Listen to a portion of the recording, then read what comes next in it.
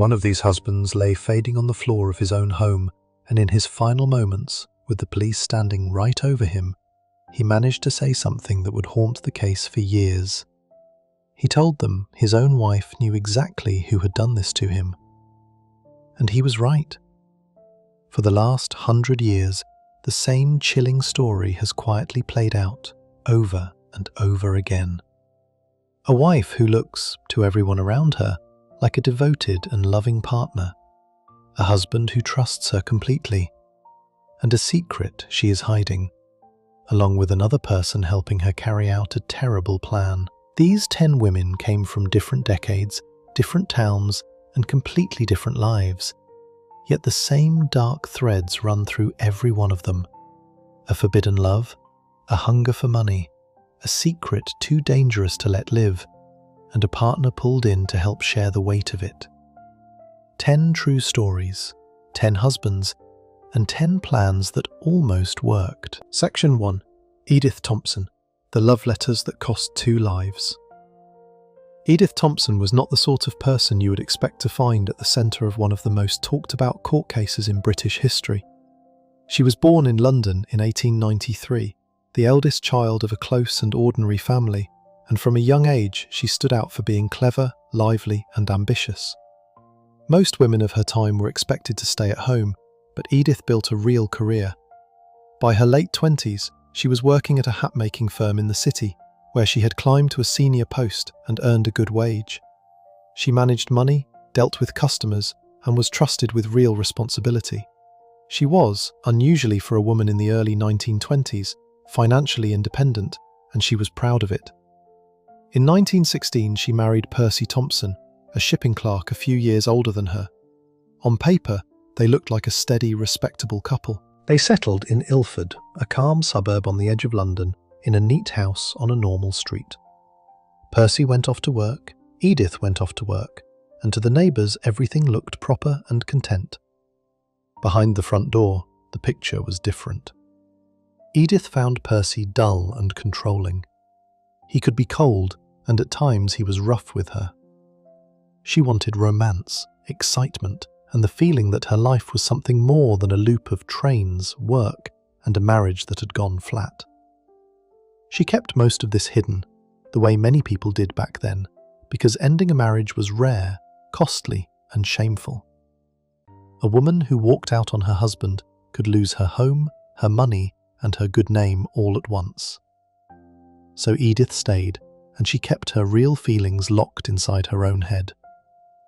Then a young man walked into her world and turned the key. His name was Frederick Bywaters, though everyone called him Freddie.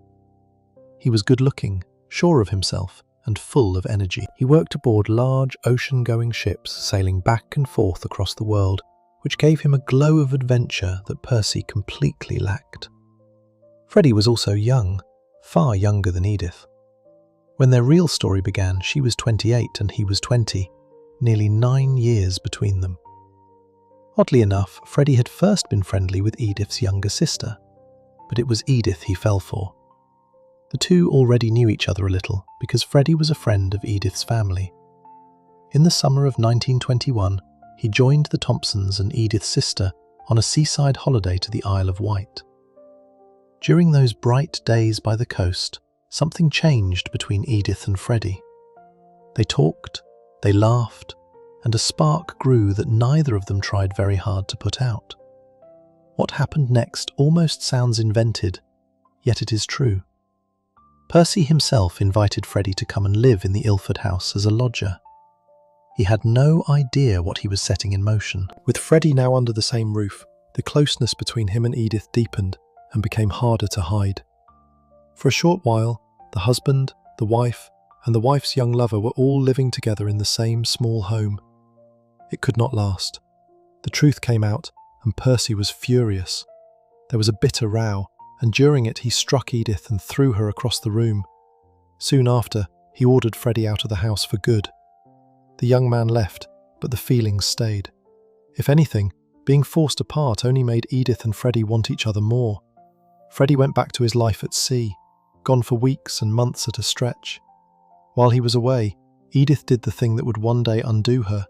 She wrote to him, not once or twice, but again and again. More than 60 long, emotional letters spilled out of her over the months that followed.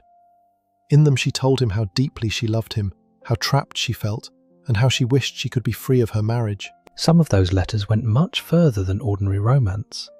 Edith wrote about wanting Percy out of her life for good. In her own dramatic style, she described supposedly trying to harm him, mixing ground glass into his food, or slipping him something to make him sick.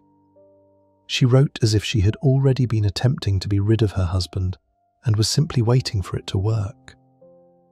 Here is the strange and crucial part. When investigators later checked, they could find no real proof that any of it had actually happened. Percy showed no signs of having been poisoned at all. There was no glass, no chemicals, nothing. His body was even examined again after his passing, and still nothing turned up. Many people who have studied the case believe Edith was not describing real events. She may have been inventing a private drama on paper, building a fantasy to feel closer to Freddie, telling him what she thought he wanted to read. Words written in the fever of a love affair are not the same as a real plan. But those words existed in her own handwriting, and one day they would be read out loud in a courtroom. On the night of the 3rd of October 1922, everything fell apart. Edith and Percy had spent the evening out in central London, watching a show at the theatre. Late that night, they took the train back toward Ilford and started the walk home through the dark, quiet streets. They had no reason to expect anything out of the ordinary. Then a figure rushed out of the shadows. It was Freddie. He confronted Percy on the street, and in seconds, the two men were grappling. Freddie was carrying a blade. In the brief, frantic struggle, Percy was wounded and dropped to the ground. He did not survive. By the time help could reach him, he was gone, and Edith was left standing in the street in total shock. Neighbours later said they heard a woman crying out, begging for it all to stop. Whatever Edith had written in her letters, in that real moment, she seemed horrified by what was unfolding in front of her. When the police arrived, Edith was hysterical. She gave them a story that a stranger had come out of nowhere and attacked her husband. She did not name Freddie.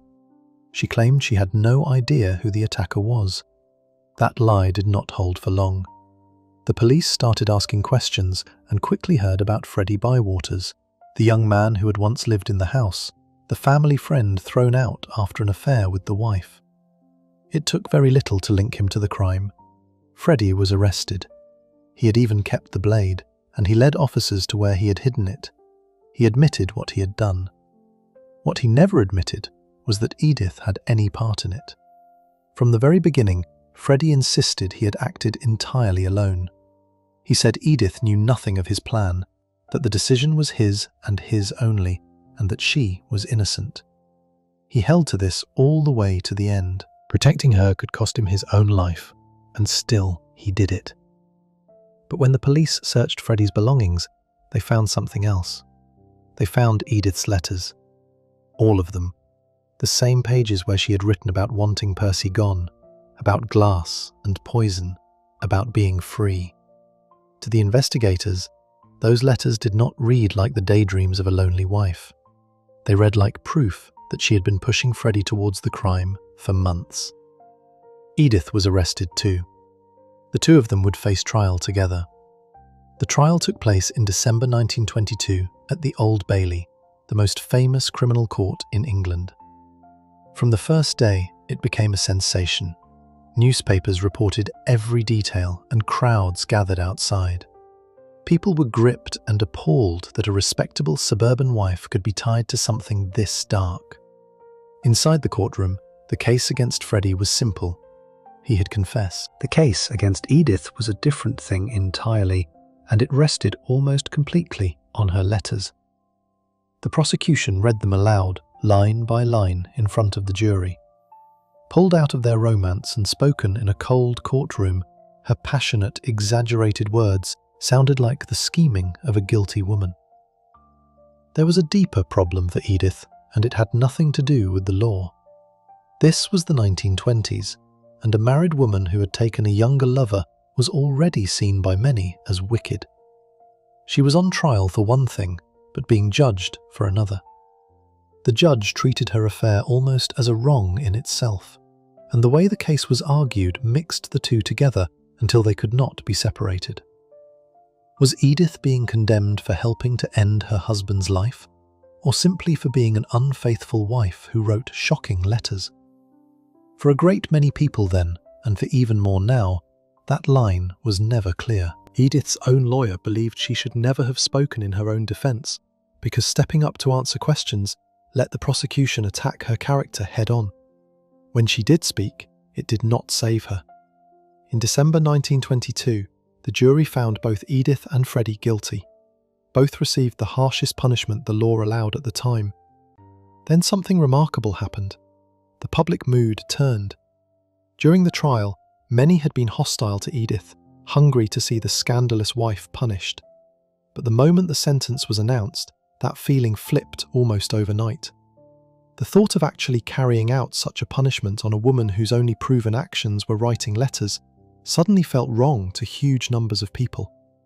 A petition was started, begging for her to be spared, and it gathered close to 1 million signatures.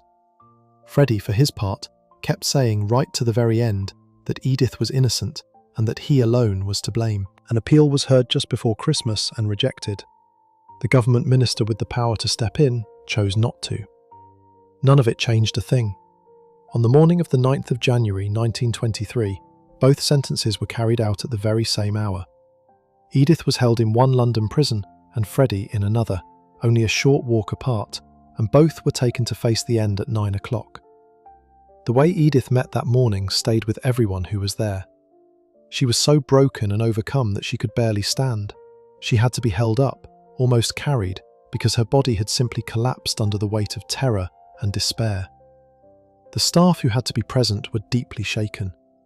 The official who carried out her sentence never recovered from what he had done. He gave up the work not long after, and years later his own life came to a sad and tragic end. Several others who witnessed that morning are said to have retired early, unable to put it out of their minds. Edith was first laid to rest inside the prison grounds, as the rules of the time demanded. Many years later, when the old prison was rebuilt, her remains were moved. At last, in 2018, almost 100 years after that terrible morning, she was reburied beside her own family, honouring a wish her mother had made long before. So what really happened here? That question has never fully gone away, and that is exactly why the case still matters. What we can say for certain is small but solid. Freddie attacked Percy and ended his life. Freddie always said he had acted alone. Edith wrote a stack of wild, lovesick, sometimes frightening letters, but no one ever proved she did a single physical thing to harm her husband. She was found guilty mainly because of words on paper, and because of who she was, an unfaithful wife in an age that had almost no mercy for one. Today, most people who look hard at this case believe Edith Thompson was treated unfairly. Many go further and argue she was not guilty of the crime at all, and that she was really being punished for breaking the unwritten rules about how a wife was supposed to behave. Her story became one of the cases that slowly pushed Britain to question and eventually scrap this kind of punishment for good. Writers kept returning to her for decades, including in a celebrated novel called A Pin to See the Peep Show. 100 years on, she stands as a warning about how easily a person can be condemned for the feelings they confess, rather than the things they actually do. Before we move on, if you're enjoying this analysis, please consider subscribing. It helps the channel tremendously. Edith Thompson's downfall turned on letters she may only ever have acted out in her imagination. But just a few years later, and an entire ocean away, another bored and unhappy wife would show the world what a real plan looks like. In a quiet corner of New York, she would not merely write about wanting her husband gone, she would map out the scheme step by step, with a lover right beside her, and turn it into one of the most notorious cases America had ever seen. Section 2. Ruth Snyder, the husband, the salesman, and the sashweight. Ruth Snyder lived a life that, from the outside, looked perfectly comfortable. In the 1920s, she was a housewife in Queens Village, a tidy suburb of New York City, in a pleasant home with her husband and their young daughter. Her husband, Albert Snyder, had a respectable job as the art editor of a boating magazine. He earned a steady living and provided a nice house. To the neighbours, the Snyders were doing just fine. Inside that house, Ruth was deeply unhappy, and a lot of it had to do with a woman who was no longer even alive. Years before he met Ruth, Albert had been engaged to a young woman named Jessie Guichard. She had passed away before they could marry, and Albert never let her memory go. He kept her portrait on the wall of the home he shared with Ruth. He named his boat after her. He even told Ruth more than once that Jessie had been the finest woman he ever knew. Imagine being a wife and hearing your husband say that the love of his life was someone else, someone who had been gone for a decade. On top of that, Albert was older than Ruth, often gloomy and demanding. According to some accounts, he could be harsh and even rough at home. Ruth's own mother is said to have suggested she simply leave him. Ruth did not leave. She chose a different path. In 1925, Ruth met a man named Henry Judd Gray, who went by Judd. He was a married corset salesman from New Jersey, a mild, soft-spoken man with a wife and a daughter of his own. There was nothing especially dashing about him, but he gave Ruth attention and affection that she was not getting at home, and the two of them fell into an affair. For about a year and a half they carried on in secret. They met in hotels around the city. They even kept a suitcase stashed at the Grand Waldorf Astoria Hotel, so they always had a place to go. On some of those afternoons, Ruth brought her little girl, Lorraine, along, and the child passed the time riding up and down in the hotel elevators while her mother slipped away with Judd. An ordinary affair might have stayed an affair. This one curdled into something far worse, and money was at the center of it. Ruth arranged for life insurance on Albert. By the time she was finished, the policies on her husband added up to close to $100,000, an enormous sum for the time. One of the policies had a special clause known as double indemnity. In plain terms, it meant the payout doubled if Albert were to die in a sudden, violent accident rather than from illness. Ruth handled the paperwork carefully, so that Albert never fully understood what he had signed. She even gave the postman a special instruction to ring the doorbell twice when those insurance letters arrived, so that she could grab the mail herself before her husband ever saw it. That small detail later stuck in the mind of a writer named James M. Cain, and it gave him the title for one of his most famous books. What came next is almost hard to believe, because Ruth did not succeed on her first try, or her second, or even her sixth. Judd Gray later told a courtroom that Ruth attempted to be rid of her husband 7 times before the final attempt finally worked. She disconnected the gas line in the home, hoping the fumes would do the job. She left the car running in a closed garage. She slipped something into his whiskey, but Albert just poured it out and grumbled that he needed to find a new bootlegger. She added a harmful substance to his medicine when he was sick. Through all of it, Albert never once suspected that the woman sharing his bed was the one trying to end his life. He simply went on with his days, oblivious. The final attempt came in the early hours of March 20th, 1927. That night, Albert and Ruth had been out at a card party with friends and came home late. What Albert did not know was that Judd Gray was already inside the house. Earlier that evening, Ruth had let him in and hidden him away in a spare room, and to steady his nerves, he had been drinking. He waited there in the dark while the couple came home and Albert drifted off to sleep. Once the house was quiet, Gray crept out, carrying a heavy iron window weight, the kind used to balance old sliding windows. He swung it down at Albert's head, but the blow did not go the way the two of them had planned. Instead of finishing things quietly, it only woke Albert up, and the older man, hurt and terrified, began to fight back, hard. Gray, panicking, called out for Ruth to help him.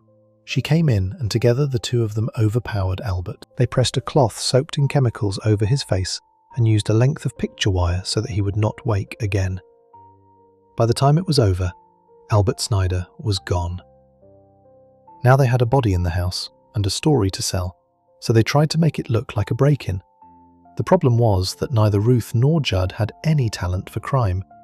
They turned over drawers and scattered belongings to suggest a robbery. They hid Ruth's own jewellery, which was supposedly stolen, under a mattress in the house. They placed Albert's revolver on the bed and broke it open, trying to suggest he had reached for it and put up a struggle. But the weapon had never been fired. Gray tied Ruth up, but he tied her so gently that the ropes left no marks at all.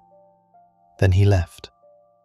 Ruth waited a while and let her daughter discover her the next morning, lying on the floor with her hands and feet loosely bound. When the police came, Ruth told them that 2 intruders had broken in, knocked her out, killed her husband, and stolen her valuables. The detectives did not buy it for a second. There was no sign of forced entry, which meant whoever came in had been let in. Ruth claimed she had been knocked unconscious for hours, yet she had no bump and no mark on her. The ropes that supposedly held her had not left a single bruise, and the jewellery she swore had been stolen was found, almost immediately, tucked under the mattress. In the basement, detectives found the heavy window weight. In her address book, they found the names of more than 24 men. Then came the detail that broke the whole thing open. On the floor of the bedroom, police found a small pin engraved with the initials JG. It had actually belonged to Albert, a keepsake from his lost love, Jessie Guichard, whose initials were also JG. But the detectives did not know that yet. They only knew they had a clue with 2 letters on it. When they flipped through Ruth's address book, they found a name that matched perfectly: Judd Gray. So one detective casually asked her about him. The moment his name came up, Ruth lost her composure and blurted out a question of her own, asking whether Gray had confessed. He had not. But that one slip told the police everything. They bluffed and said yes, he had, and Ruth's careful story collapsed. She admitted the affair, admitted helping to plan it all, admitted helping to stage the scene, and pointed the finger straight at Judd Gray. Police tracked Gray down at a hotel in Syracuse, the very city Ruth had named. At first he laughed it off and insisted he had been there the whole night. He even had a hotel room booked in his name to prove it. But it turned out a friend had reserved that room for him to give him a cover story. And once that fell apart, and once he learned Ruth had already talked, Gray confessed too. Each of them now told the same basic tale, but with one crucial difference. Each insisted the other one had been the true mastermind. She said it was all his idea. He said he had only acted because she had pulled him into it. The district attorney solved that argument neatly by charging them both, together, as partners in the crime. The trial in 1927 became the kind of spectacle that people could not get enough of. New York's competing tabloid newspapers covered every twist, sometimes running many separate articles in a single day. Reporters gave the case nicknames. One famous writer dubbed it the dumbbell murder, because the plan had been so foolish and clumsy. Ruth was treated especially cruelly by the press, which painted her as a cold and scheming temptress, and slapped a mocking nickname on her. Through it all, Ruth and Judd kept turning on each other in front of the jury. In the end, it did not matter who had first thought of the plan. Both of them were found guilty of first-degree murder, and both were sentenced to the harshest punishment the law allowed. What happened next turned the case from a famous story into a permanent piece of history. Ruth's sentence was carried out at Sing Sing prison, north of the city, on the night of January 12, 1928. She went first, and Judd Gray followed only minutes later in the same chair. She was the first woman to face that chair at Sing Sing in nearly 30 years, which made her final moments enormous news. Everyone wanted a picture, but cameras were strictly forbidden in the room, and the prison guards knew the faces of every local news photographer. So a newspaper came up with a sneaky plan. They borrowed a photographer named Tom Howard from a paper in Chicago, a man the guards would not recognize, and got him inside by passing him off as a writer. Strapped to his ankle, hidden under his trouser leg, was a tiny single-shot camera with a thin cable running up his leg to a button he could press without anyone seeing. At the exact moment her sentence was carried out, Tom Howard pressed that button. The next morning, that single secret photograph filled the entire front page of the newspaper, under one short, blunt headline announcing, "She was gone." The issue reportedly sold out within minutes. People were horrified and fascinated in equal measure. The state of New York was furious and tried to take legal action against the photographer and the paper, but it went nowhere. The image became one of the most famous and most disturbing photographs in the history of newspapers, and it changed the way executions in the state were watched and managed afterward. The story did not fade once the headlines stopped. The whole grim tale of the bored wife, the meek salesman, the secret insurance policy, and the clumsy plot sank deep into American culture. The writer James M. Cain drew on it for his classic crime novel Double Indemnity, later turned into a celebrated film, and he said it fed into his other famous book, The Postman Always Rings Twice. A stage play called Machinal was inspired by it too. Nearly 100 years later, Ruth Snyder is still remembered, not because her plan was clever, but because it was the opposite. She wanted a perfect crime and the freedom and money that would come with it, and instead, she left behind a trail of mistakes so obvious that the police saw through it in a matter of hours. Before we move on, if you're enjoying this analysis, please consider subscribing. It helps the channel tremendously. Ruth Snyder and Judd Gray were grown adults, close in age, who walked into their scheme as equals. But the next case moves forward in time to a quiet town in New Hampshire, where a woman in her early 20s pulled a very different kind of partner into a plot against her husband. He was not a grown man at all. He was a teenager, still in high school, and the story of how she drew him in would become one of the very first true crime spectacles of the television age. Section 3. Pamela Smart, the teacher, the teenager, and the first televised trial. Pamela Smart was young, ambitious, and by every outward sign, building a normal life. In 1989, she married Gregory Smart, known to everyone as Greg, a friendly insurance salesman. The two of them settled into a condo in Derry, New Hampshire, a quiet New England town where nothing much ever happened. Pamela had a steady job, a new husband, and a little dog she adored.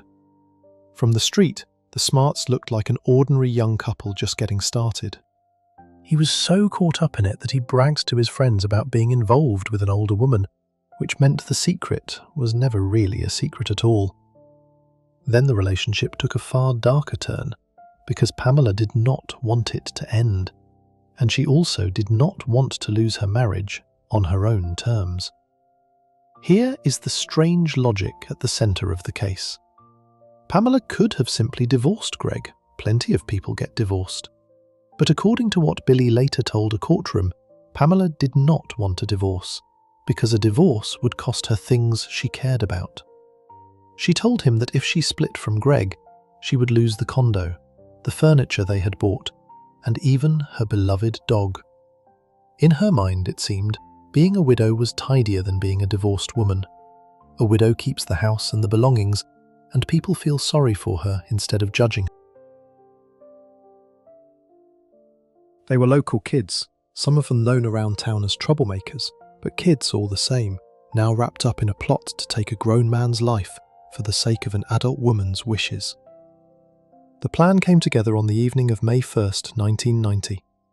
That night, Billy and Patrick went to the Smarts' condo in Derry and waited inside for Greg to come home. When Greg arrived, the two teenagers ambushed him in the entryway. They forced him down onto his knees. Patrick held a blade to his throat, while Greg, just 24 years old, begged them to spare him. Then Billy used the weapon and ended Greg's life. The boys quickly threw a few things around the condo to make it look like a robbery had gone wrong, and then they fled. The plan was for Pamela to come home later, find her husband, and play the part of the shocked and grieving widow who had no idea who could have done such a thing. And that is exactly the role she stepped into. In the weeks after Greg lost his life, Pamela did something that, looking back, was chillingly bold. She did not hide. Instead, she spoke to reporters. She sat for interviews and presented herself as a heartbroken young wife, devastated by the loss of her husband and desperate for the person responsible to be caught. She appeared calm, composed, and sympathetic on camera. To a public that knew nothing of the affair, she looked like a tragic figure. Behind that performance, she was the one who had set the whole thing in motion. But teenagers are not good at keeping secrets, and this secret was shared among several of them. Word started spreading.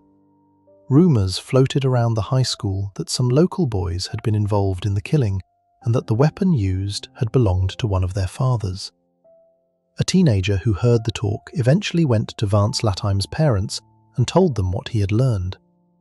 Latim's father, alarmed, took the family weapon straight to the police. When investigators tested it, the results tied it directly to the crime.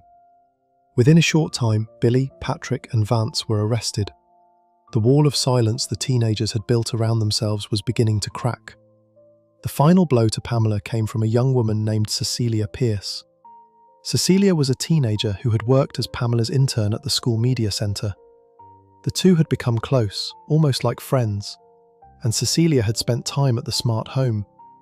Through that closeness, Cecilia had learned about the affair and eventually about the plot against Greg. After the arrests, the pressure on Cecilia grew enormous, and she realised she could be in serious trouble herself for knowing about it and saying nothing. So she made a choice that broke the case wide open. In exchange for not being charged, she agreed to help the police gather evidence against Pamela. Cecilia secretly recorded several conversations with Pamela over the summer of 1990, including phone calls and in-person meetings where she wore a hidden recording device. On those tapes, Pamela did not come across as an innocent widow at all. She talked about the crime in a way that showed she had known about it, and she coached Cecilia on what to say if the police ever questioned her, even encouraging her to lie. Those recordings, in Pamela's own voice, became the most damaging evidence of the entire case. On August 1st, 1990, 3 months after Greg lost his life, Pamela Smart was arrested. Her trial, which took place in early 1991 in Rockingham County, New Hampshire, became a national event for a reason that went beyond the crime itself.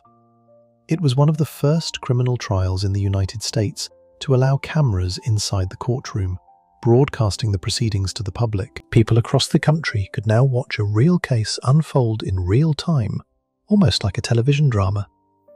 The mix of ingredients was irresistible to viewers: a young teacher, a teenage student, a secret affair, and a husband gone. It became, in many ways, America's first true crime media spectacle, the kind of wall-to-wall coverage that would later become normal. Inside the courtroom, the teenage boys told their stories. Billy Flynn took the stand and described how Pamela had drawn him in, what she had said about losing everything in a divorce, and how she had pressured him to act. Patrick Randall described holding the blade. The recordings made by Cecilia Pierce played for the jury, letting them hear Pamela in her own words. Pamela's defense was simple, but, in the end, unconvincing. She admitted the affair, but she insisted she had never planned the crime and knew nothing about it until afterward. She argued she was being blamed for something the boys did on their own. The jury did not believe her. In March 1991, Pamela Smart was found guilty of being an accomplice to first-degree murder, of conspiracy, and of tampering with a witness. She was sentenced to life behind bars with no chance of ever being released. The outcomes for everyone else were very different. The teenagers who had actually carried out the crime, including Billy, who used the weapon, and Patrick, who held the blade, accepted plea deals.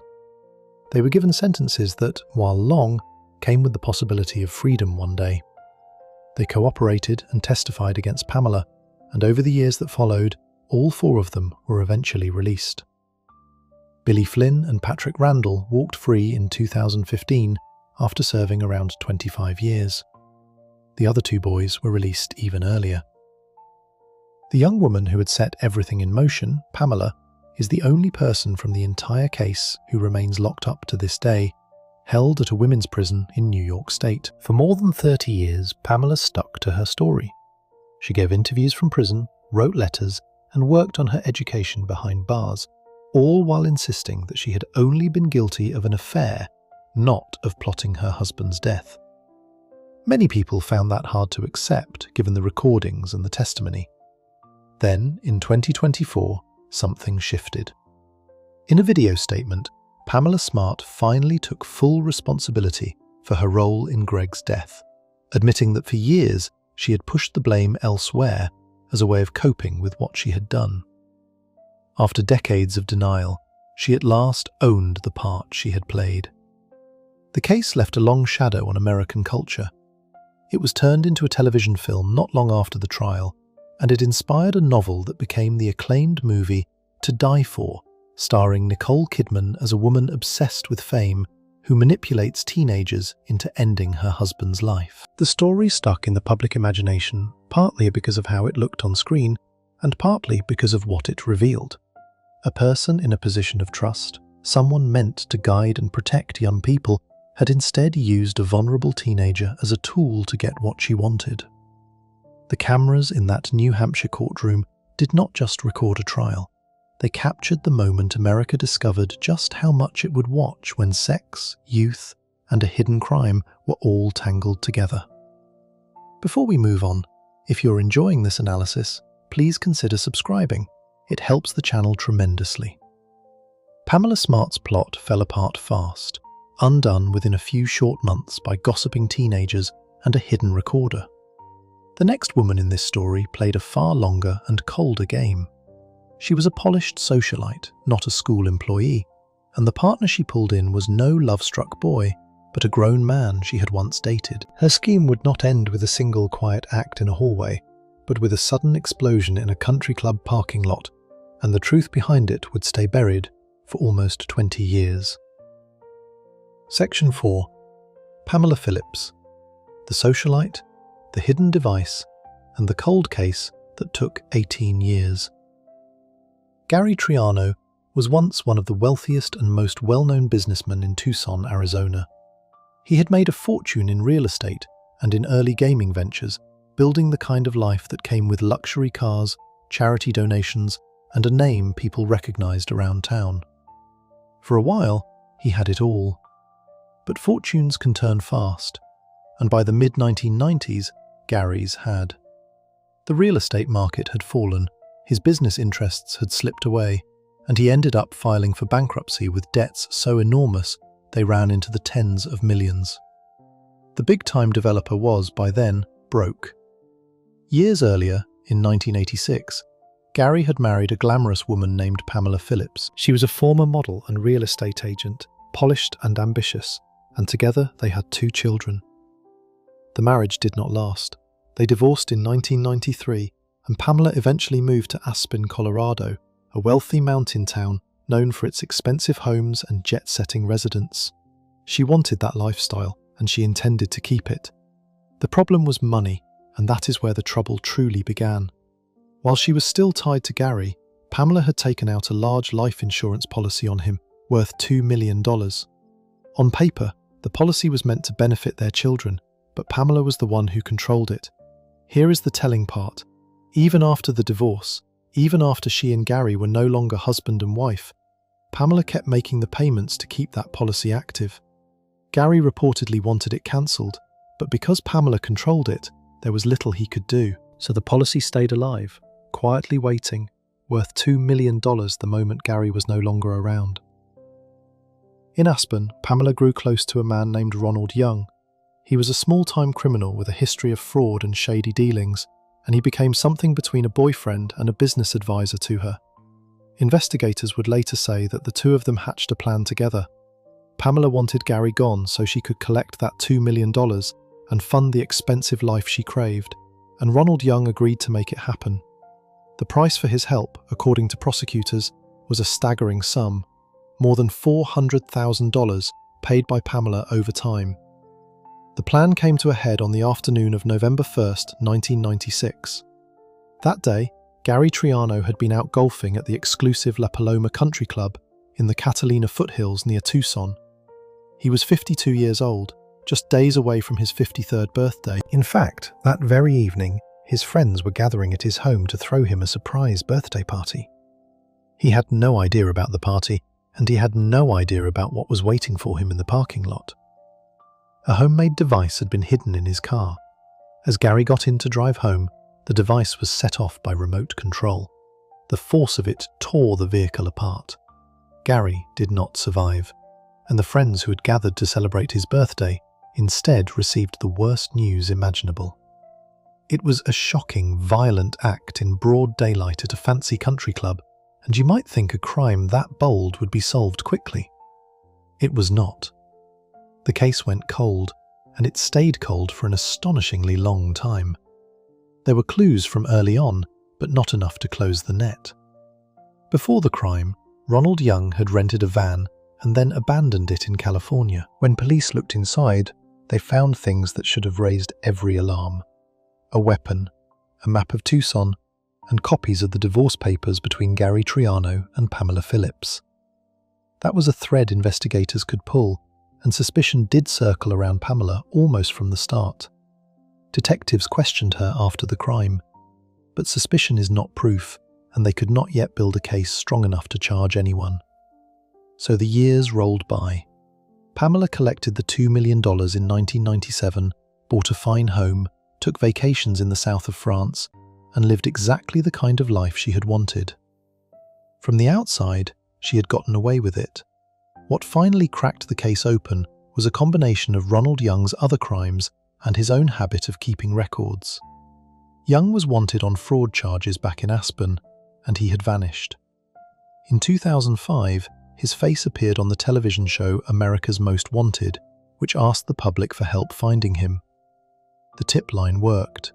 He was tracked down in Florida, where he had been living under a fake name. When he was taken into custody, investigators searched his belongings, and what they found turned everything around. Young, it seems, had not trusted Pamela, and he had protected himself the way a careful schemer might.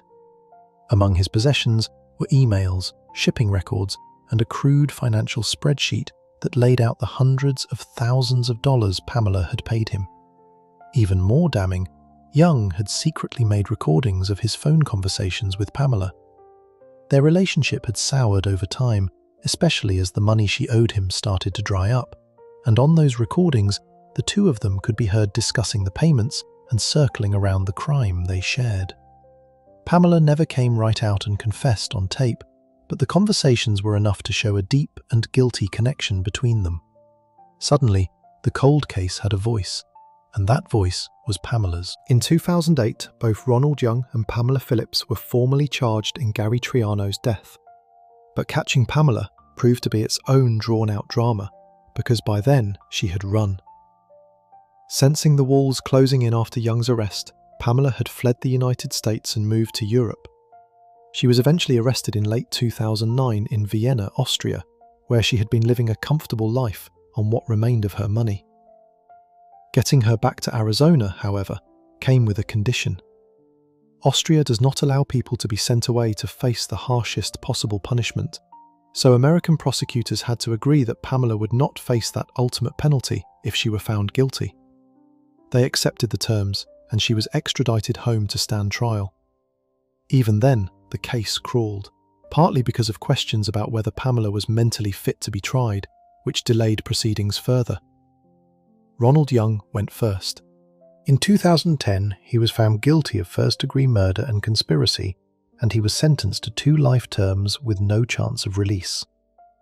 He was the man who had planted the device, and now he would never walk free.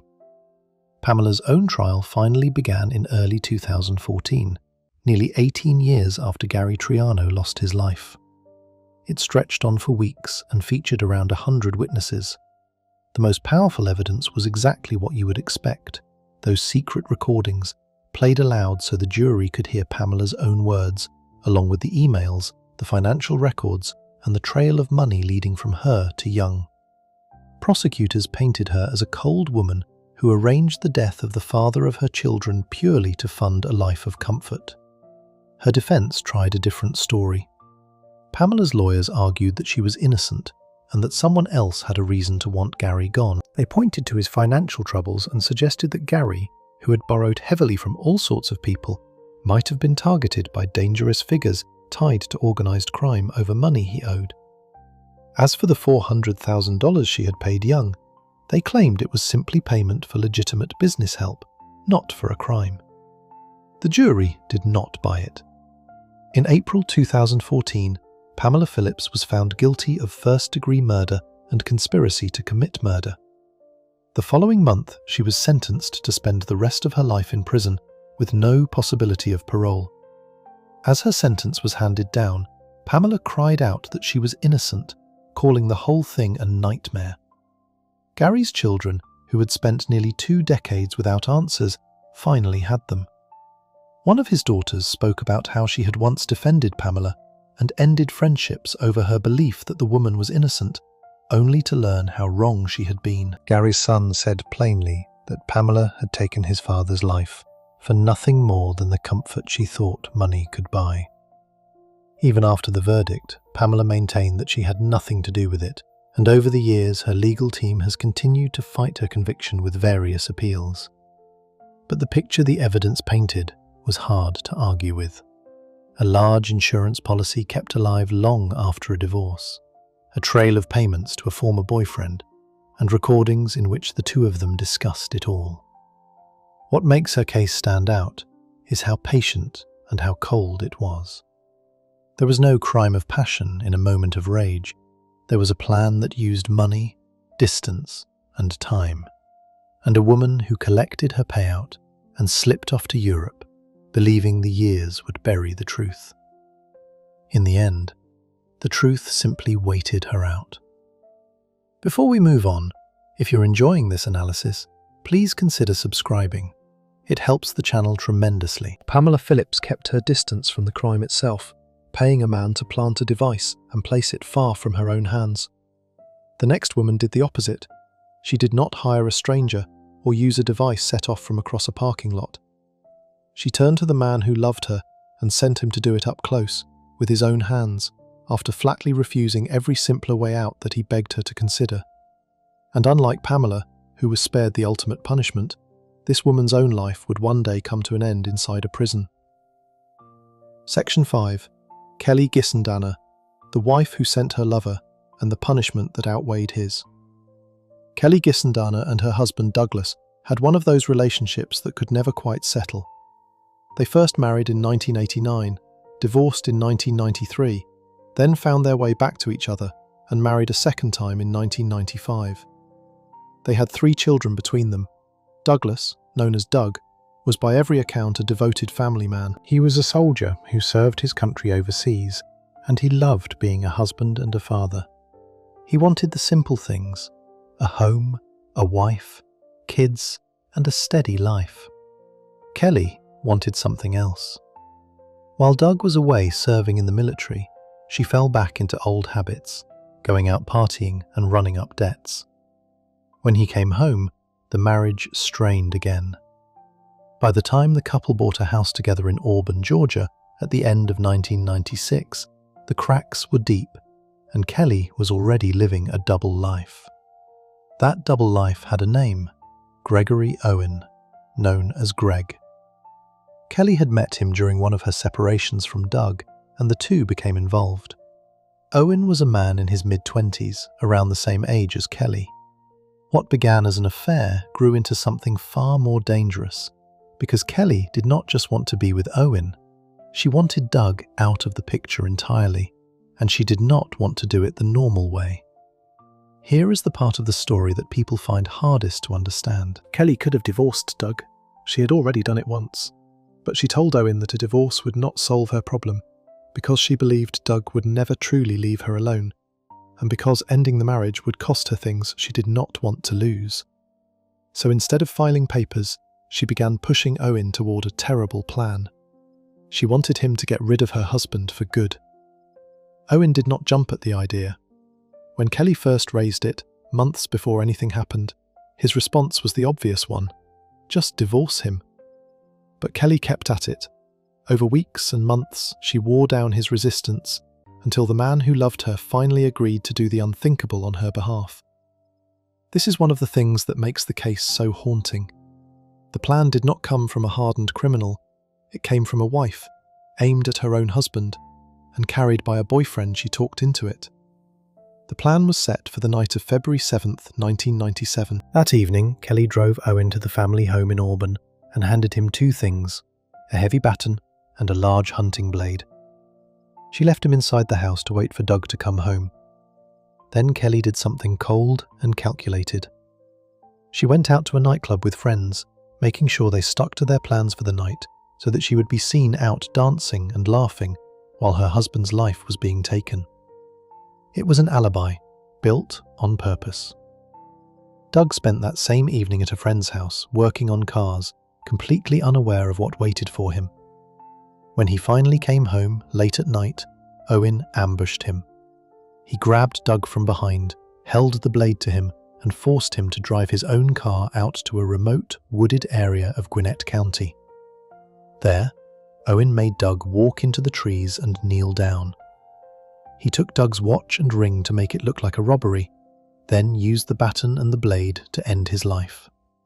Kelly was not far away. According to the case against her, she drove up to the scene around the time it happened, staying in her car at first, then getting out to make sure her husband was truly gone. Afterward, the two of them set Doug's car on fire to destroy evidence, using fuel that Kelly had left ready. Then they slipped back into their normal lives, and Kelly waited to play the role of the worried wife whose husband had mysteriously vanished. Doug was reported missing the next day. His burned-out car turned up soon after, and about 2 weeks later, his body was found. From there, the truth began to surface. Investigators looking into Doug's disappearance learned about Kelly's affair with Greg Owen, a relationship she had kept quiet, claiming she was embarrassed by it. That made Owen a suspect.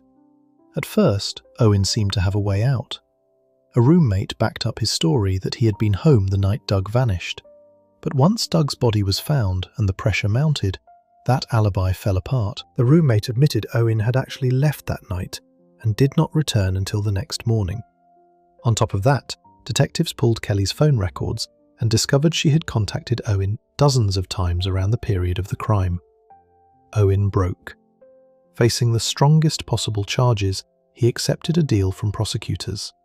In exchange for a sentence of life behind bars, with the chance to seek release after 25 years, he agreed to plead guilty and to testify against Kelly. On the stand, he named her as the true mastermind, the one who had pushed for the plan, provided the baton, and arranged the whole thing. Now comes the twist that turned this from a tragic crime into a national debate about fairness. Kelly was offered the very same deal that Owen took, the same plea, the same sentence of life with a shot at parole after 25 years. She turned it down. She insisted on going to trial, perhaps believing a jury would never convict her without her having physically done anything herself. It was a catastrophic gamble. The jury found her guilty of the most serious form of the crime, and she was sentenced to the ultimate punishment. Owen, the man who had actually carried it out with his own hands, would one day be eligible for freedom. Kelly, who had planned it but never touched her husband, was condemned to die. The one who did the deed got the lighter outcome, and the one who ordered it got the harsher one. All because of a single decision about whether to take a plea. What happened to Kelly over the next 17 years made her case even more talked about. She became the only woman in the state of Georgia awaiting that final punishment, and during her long years locked up, she changed in a way that surprised almost everyone. She turned to faith. She studied hard and earned a degree in theology through a program offered to prisoners. She became a kind of counselor and steady presence to other women on the inside, talking troubled inmates through their darkest moments and offering them hope. People who worked with her described someone who had genuinely transformed. She even exchanged letters with a world-famous religious scholar who became one of her supporters. As her final date approached, an enormous campaign rose up to spare her life. Petitions gathered tens of thousands of signatures. Faith leaders spoke out. A message of mercy came even from the Vatican. A former Georgia Supreme Court justice, who had once ruled against her, publicly said he had changed his mind and believed it was wrong to put her to death when she had not been the one to carry out the crime. And most movingly of all, Kelly's own children begged for her life to be spared. They had already lost their father in this nightmare. Now they were pleading not to lose their mother too. They went before the board with the power over her fate and asked them to choose mercy. The board said no. The only group in Georgia able to grant her mercy refused to do it, and the courts turned down her final appeals. Her end did not come easily, even after that. Her scheduled date was postponed once because of a winter ice storm, and a second time when the drugs meant to be used appeared cloudy and unusable, raising concerns. For a while, it seemed her life kept being extended by inches. But in the early hours of September 30th, 2015, after every last appeal had failed, Kelly Gisandana's sentence was carried out by injection at a Georgia prison. As it happened, she was reported to have sung the hymn Amazing Grace, and in her final words, she apologized to Doug's family and told them she loved them. She was the first woman the state of Georgia had put to death in 70 years, and in her last days, she had finally told her own children the full truth about what she had done, after years of holding it back. The Kelly Gisandana case has never stopped stirring argument, and that is exactly why it belongs in this story. On one side stood a young father whose life was taken in the woods on his wife's orders, a man who simply wanted his family. On the other stood a woman who plotted that crime, gambled at trial, lost everything, and then spent the rest of her life trying to become someone better. Her supporters asked how it could be just for the planner to face a harsher fate than the man who actually did it. Her critics answered that she was the one who refused every easy way out, who turned down the same deal her partner took, and who pushed a reluctant man into ending an innocent life. Both things are true at once, and that is what makes it so hard to look away from. Before we move on, if you're enjoying this analysis, please consider subscribing. It helps the channel tremendously. Kelly Gisandana sent her lover to do the deed out in the open with a blade in a way that left a body to be found. The next pair was quieter and, in some ways, more chilling. A wife and her boyfriend got rid of her husband without anything that looked like a crime at all, making his passing seem like a sad, natural tragedy. They very nearly succeeded, but they could not leave it there, and when an innocent woman stumbled onto their secret, she would pay a horrifying price for simply knowing too much. Section 6. Carol Giles, the quiet crime that could not stay buried. Carol Giles was a young wife and mother living in the suburbs of Michigan, and by 1997, her life had become a heavy load. Her husband, Jesse Giles, was seriously ill.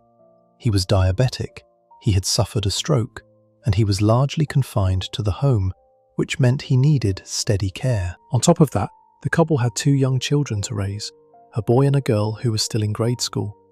Carol was 26 years old, and a lot of the daily burden of looking after a sick husband and 2 kids fell on her shoulders.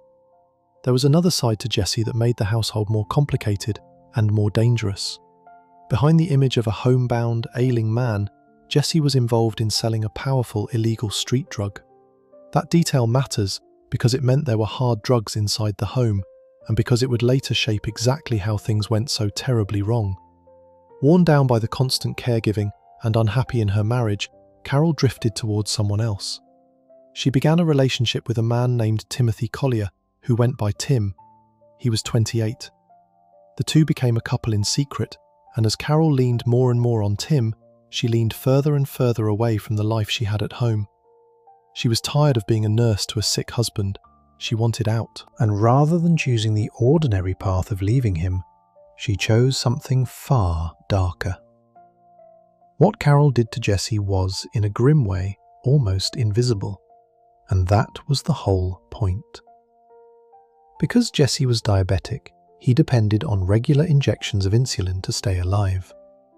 That daily routine of needles and medicine was simply part of his life, something no one would think twice about. Carol used that against him. Instead of giving him the insulin that kept him healthy, she filled his syringe with a deadly overdose of the very drug Jesse himself dealt. To anyone looking from the outside, it was just a sick man getting his usual shot. In reality, it was the end of his life. Carol later said that Tim had told her how to do it, and that the drugs came from Jesse's own supply. On September 28, 1997, Jesse Giles passed away. Because he was already so unwell, with a history of serious health problems, his passing did not raise alarms. It looked like the sad but natural end of a man whose body had simply given out. There was no obvious sign of a crime, no weapon, no struggle, nothing that screamed for an investigation. As far as the world was concerned, Carol was a young widow who had lost her ailing husband, and people felt sorry for her. In that moment, Carol had done something many people who plan these things never manage. She had made a deliberate act look completely ordinary, and she had walked away from it without a single finger pointed her way. If the story had ended there, it is entirely possible Carol Giles would never have been caught. That is the chilling thing about this case. The first crime was nearly perfect. What undid her was not clever police work or a crack in the original plan. It was what came next, and it was something she brought entirely on herself. After Jesse was gone, Carol turned to a friend for support. Nancy Ray Billiter was 45 years old, a kind woman who worked as a waitress while training to become a nurse. When Carol needed help, Nancy stepped up the way good friends do. She moved into Carol's home to lend a hand with the 2 children and with the day-to-day running of the house. She was there out of loyalty and care, trying to support a friend she believed was grieving. She had no idea that the friend she was helping had a terrible secret, or that simply living in that house would put her in danger. The danger came from a single overheard conversation.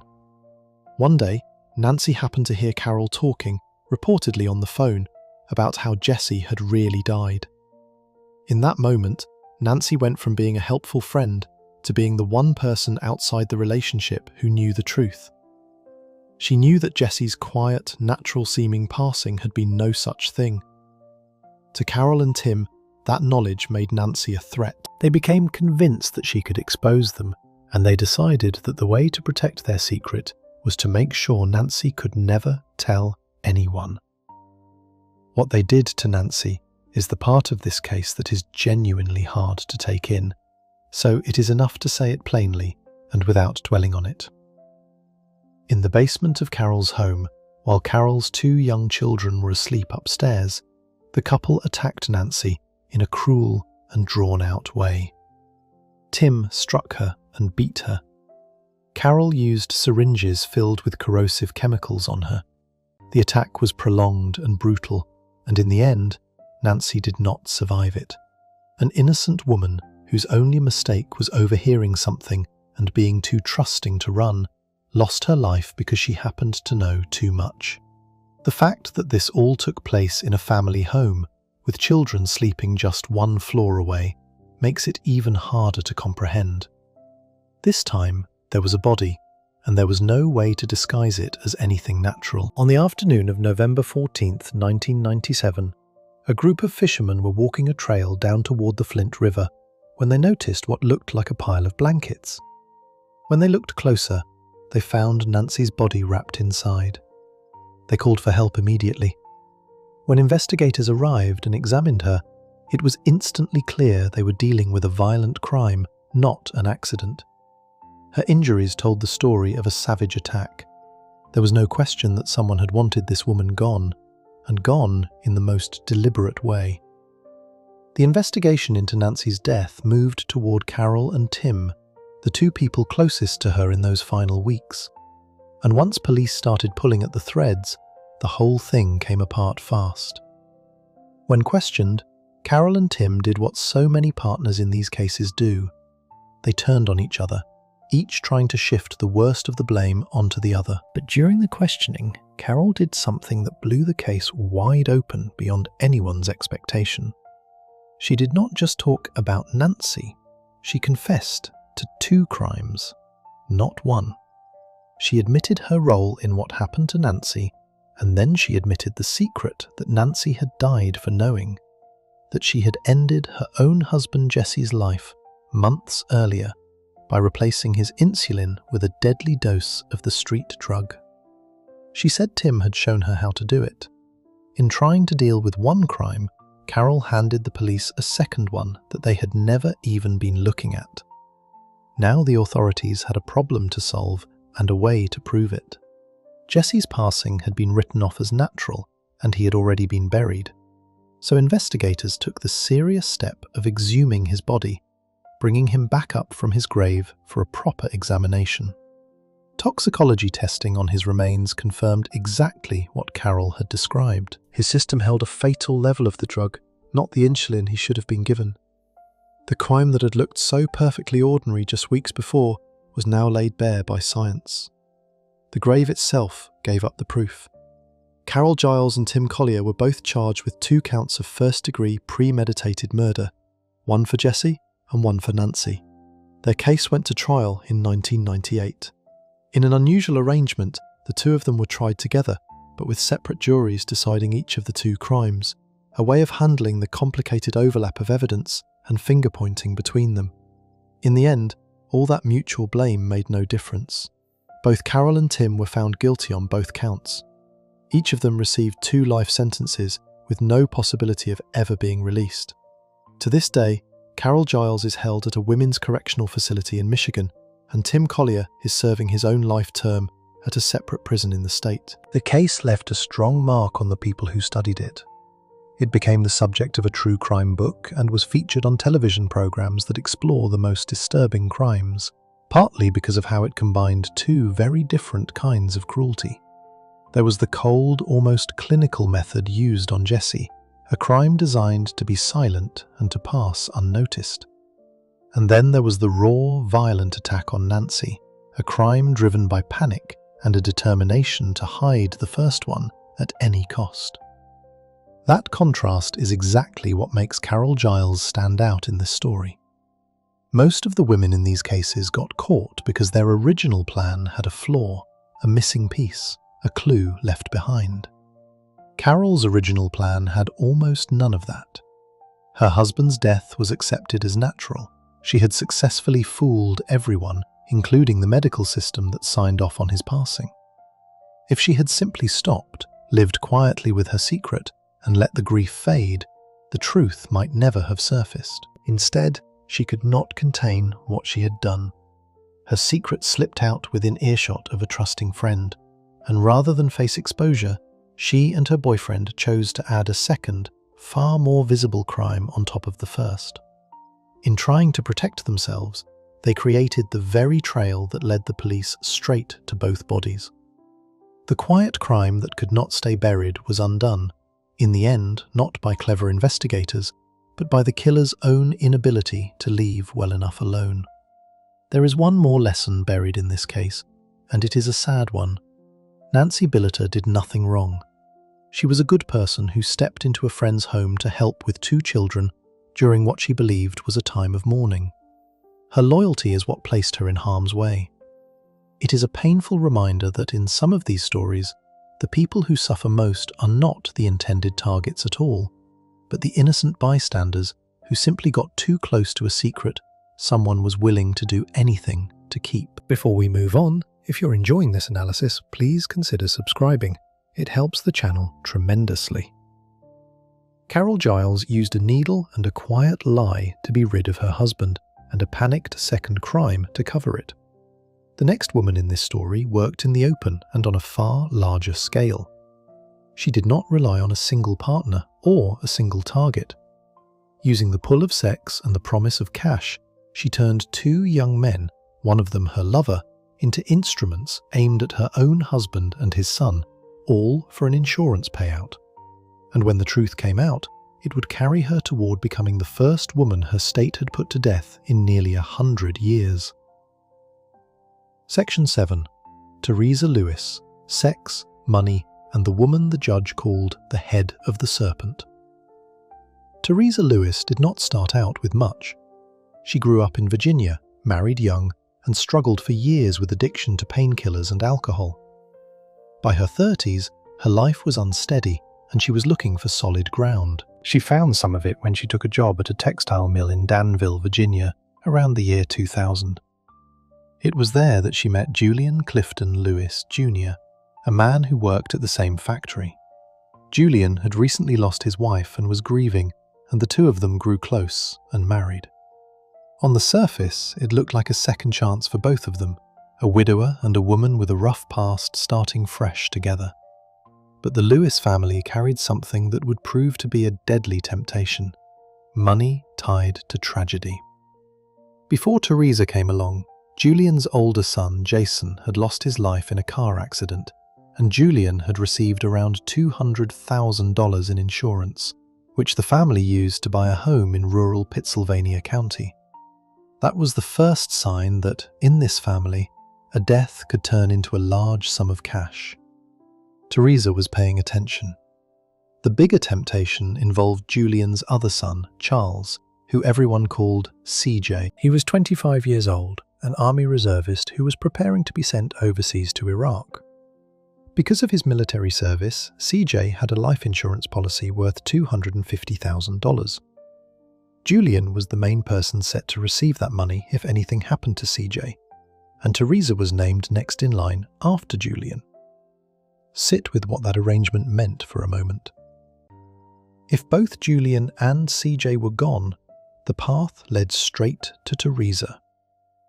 $250,000, plus whatever Julian left behind, all flowing to her. For a woman who had spent her life scraping by, that was a fortune.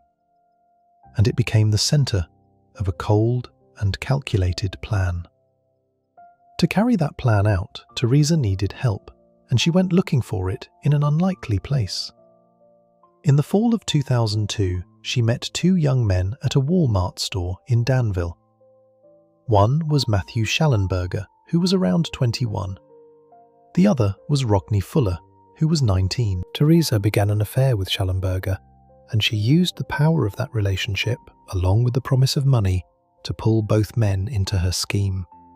There is one detail prosecutors raised that is genuinely sickening, and it deserves to be named plainly. Teresa even pushed her own 16-year-old daughter toward one of the men. It was one of the things that later convinced the court of just how far she was willing to go. The plan was straightforward and brutal.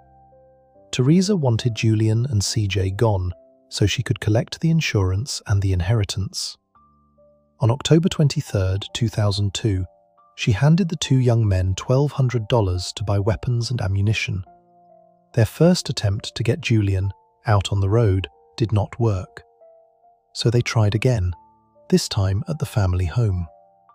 In the early hours of October 30, 2002, Teresa left the back door of the family's trailer unlocked.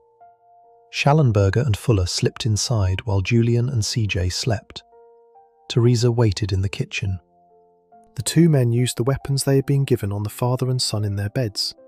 CJ did not survive. Julian, however, was not gone right away. He was badly hurt but still alive. What Teresa did next shows how little mercy was in her plan. The men took cash from the home, and Teresa went through her dying husband's pockets, pulling out his money and splitting it with the gunman. Then, instead of calling for help, she waited. Reports say she let around 45 minutes pass before she finally called 911. By then, the men were long gone, and Julian was clinging to life on the floor. When the police and paramedics arrived, they found a scene that did not match Teresa's story. She told them an unknown intruder dressed in black had broken in and attacked her family. But Julian was still breathing, and before he passed, he managed to say something that pointed straight at the truth. He indicated that his own wife knew who was responsible for what had been done to him. A dying man with his last bit of strength told the world not to trust the woman standing nearby. That was the beginning of the end for Teresa's lie. The intruder story did not hold up. Under questioning, Teresa eventually confessed. She admitted that she and her lover, Schallenberger, had arranged the whole thing for money. She led investigators to both young men.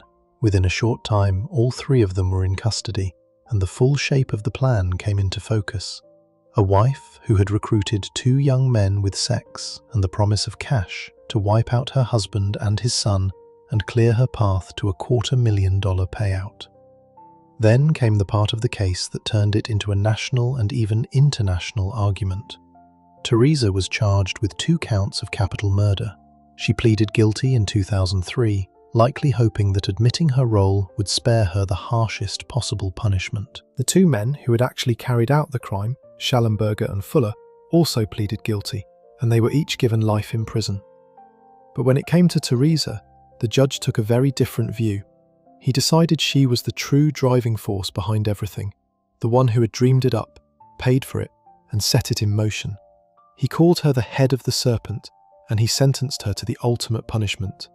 So the strange outcome was this: the 2 men who pulled the triggers would live out their days in prison, while the woman who never fired a weapon was condemned to die. That outcome troubled a lot of people, and over the years that followed, Teresa's case drew a flood of attention and debate, mostly because of 2 things. The first was her mind. Tests placed Teresa's IQ at around 72. That number is significant because under the law, a person with an intellectual disability cannot be put to death, and the cutoff line sits very close to where Teresa scored. She landed just above it by a hair. Her lawyers argued that she simply did not have the intelligence to be the mastermind of a complex plot, and that she was far more likely to have been used by someone smarter. The second thing was what Schallenberger himself said after the fact. In a letter to a former girlfriend, Schallenberger reportedly bragged that he had manipulated Teresa like a puppet, that he was the real planner, and that he had only become involved with her as a means to get the insurance money to fund his own ambitions. He painted himself, not Teresa, as the brains of the operation. That raised an uncomfortable question. If the man who actually carried out the crime was the true mastermind, and he received life, how could it be fair to put Teresa to death? Adding another grim twist, Schallenberger took his own life while in prison in 2006, which meant he could never be questioned further about his claims. Teresa's supporters seized on all of this. A clemency campaign formed around her. Advocates pointed to her low IQ, to Schallenberger's letters, and to the fact that she had changed behind bars. While locked up at a women's prison, she had turned to her faith, and former chaplains and fellow inmates said she had become a comforting presence, known for singing hymns and lifting up other women who were struggling. The case drew attention from around the world, including from European officials who opposed putting her to death. But the people on the other side of the argument were just as firm. Prosecutors and the families pointed out that Teresa had not been a confused bystander. She was the one with the motive, the insurance money and the inheritance.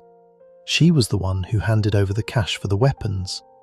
She was the one who left the door unlocked, waited in the kitchen, went through her dying husband's pockets, and delayed calling for help so that her plan could finish working. Whatever Schallenberger later claimed, the evidence showed Teresa at the very heart of it. In the end, the official decisions went against her. Virginia's governor reviewed the case and declined to step in, noting that Teresa had admitted to the crimes and that no medical expert had concluded she met the legal definition of intellectual disability. The nation's highest court was asked to halt the punishment. 2 of the 3 women on that court voted to stop it, but they were outvoted by the rest, and the way was cleared. On the night of September 23, 2010, Teresa Lewis's sentence was carried out by injection at a Virginia correctional center. As small groups of opponents of the punishment prayed and rang a bell outside, she was brought into the chamber and secured to a table. She was visibly frightened. Before the end, she asked whether her stepdaughter Kathy was there. Kathy Clifton, the daughter of Julian and the sister of CJ, was the only member of that family left, and she was watching from behind a mirror. Teresa's final words were an apology to her, saying that she loved her and was very sorry. Then the procedure was carried out and Teresa was gone. She was the first woman the state of Virginia had put to death in nearly 100 years. The Teresa Lewis case stays in people's minds because it forces a hard question with no comfortable answer. There is no doubt about what she did. A husband and a young man on the verge of serving his country, Both lost their lives because Teresa wanted money, and she used 2 young men and even her own daughter to get it. That is monstrous, and the families who survived deserved justice. Yet the case also asked whether the punishment was handed out fairly when the woman who planned it died while the men who carried it out lived, and when serious doubts existed about how much of the scheme she was truly capable of designing on her own. People can agree that what Teresa did was terrible and still disagree about whether the final outcome was just. That tension is exactly why her name is still spoken today. Before we move on, if you're enjoying this analysis, please consider subscribing. It helps the channel tremendously. Teresa Lewis needed gunmen, weapons, and a violent scene to get what she wanted, and that scene left bodies and evidence behind almost at once. The next woman in this story took the opposite approach entirely. She and her lover did not want anything that looked like a crime at all. Instead, they designed something meant to pass as a tragic accident on a quiet lake, and it worked so well that for 17 long years, nearly everyone believed an alligator had taken her husband. The truth would only surface when the one other person who knew it finally decided to speak. Section 8. Denise Williams, the accident that was not, and the mother who refused to believe. On the surface, Mike and Denise Williams had the kind of love story people envy. The two were high school sweethearts in Tallahassee, Florida, and they married in 1994, building exactly the life they had always pictured.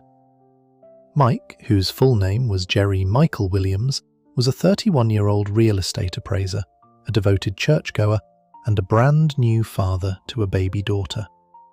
He was the sort of man people described as kind, faithful, and family-minded. By the year 2000, the couple had a home, a child, and a future that looked bright. Standing close to that happy picture was Mike's best friend, Brian Winchester. The two men were extremely close, the kind of friends who do everything together.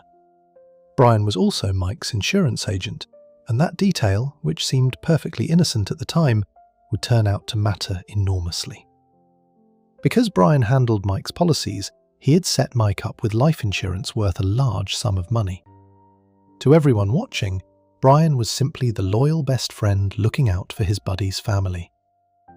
The truth was something else entirely.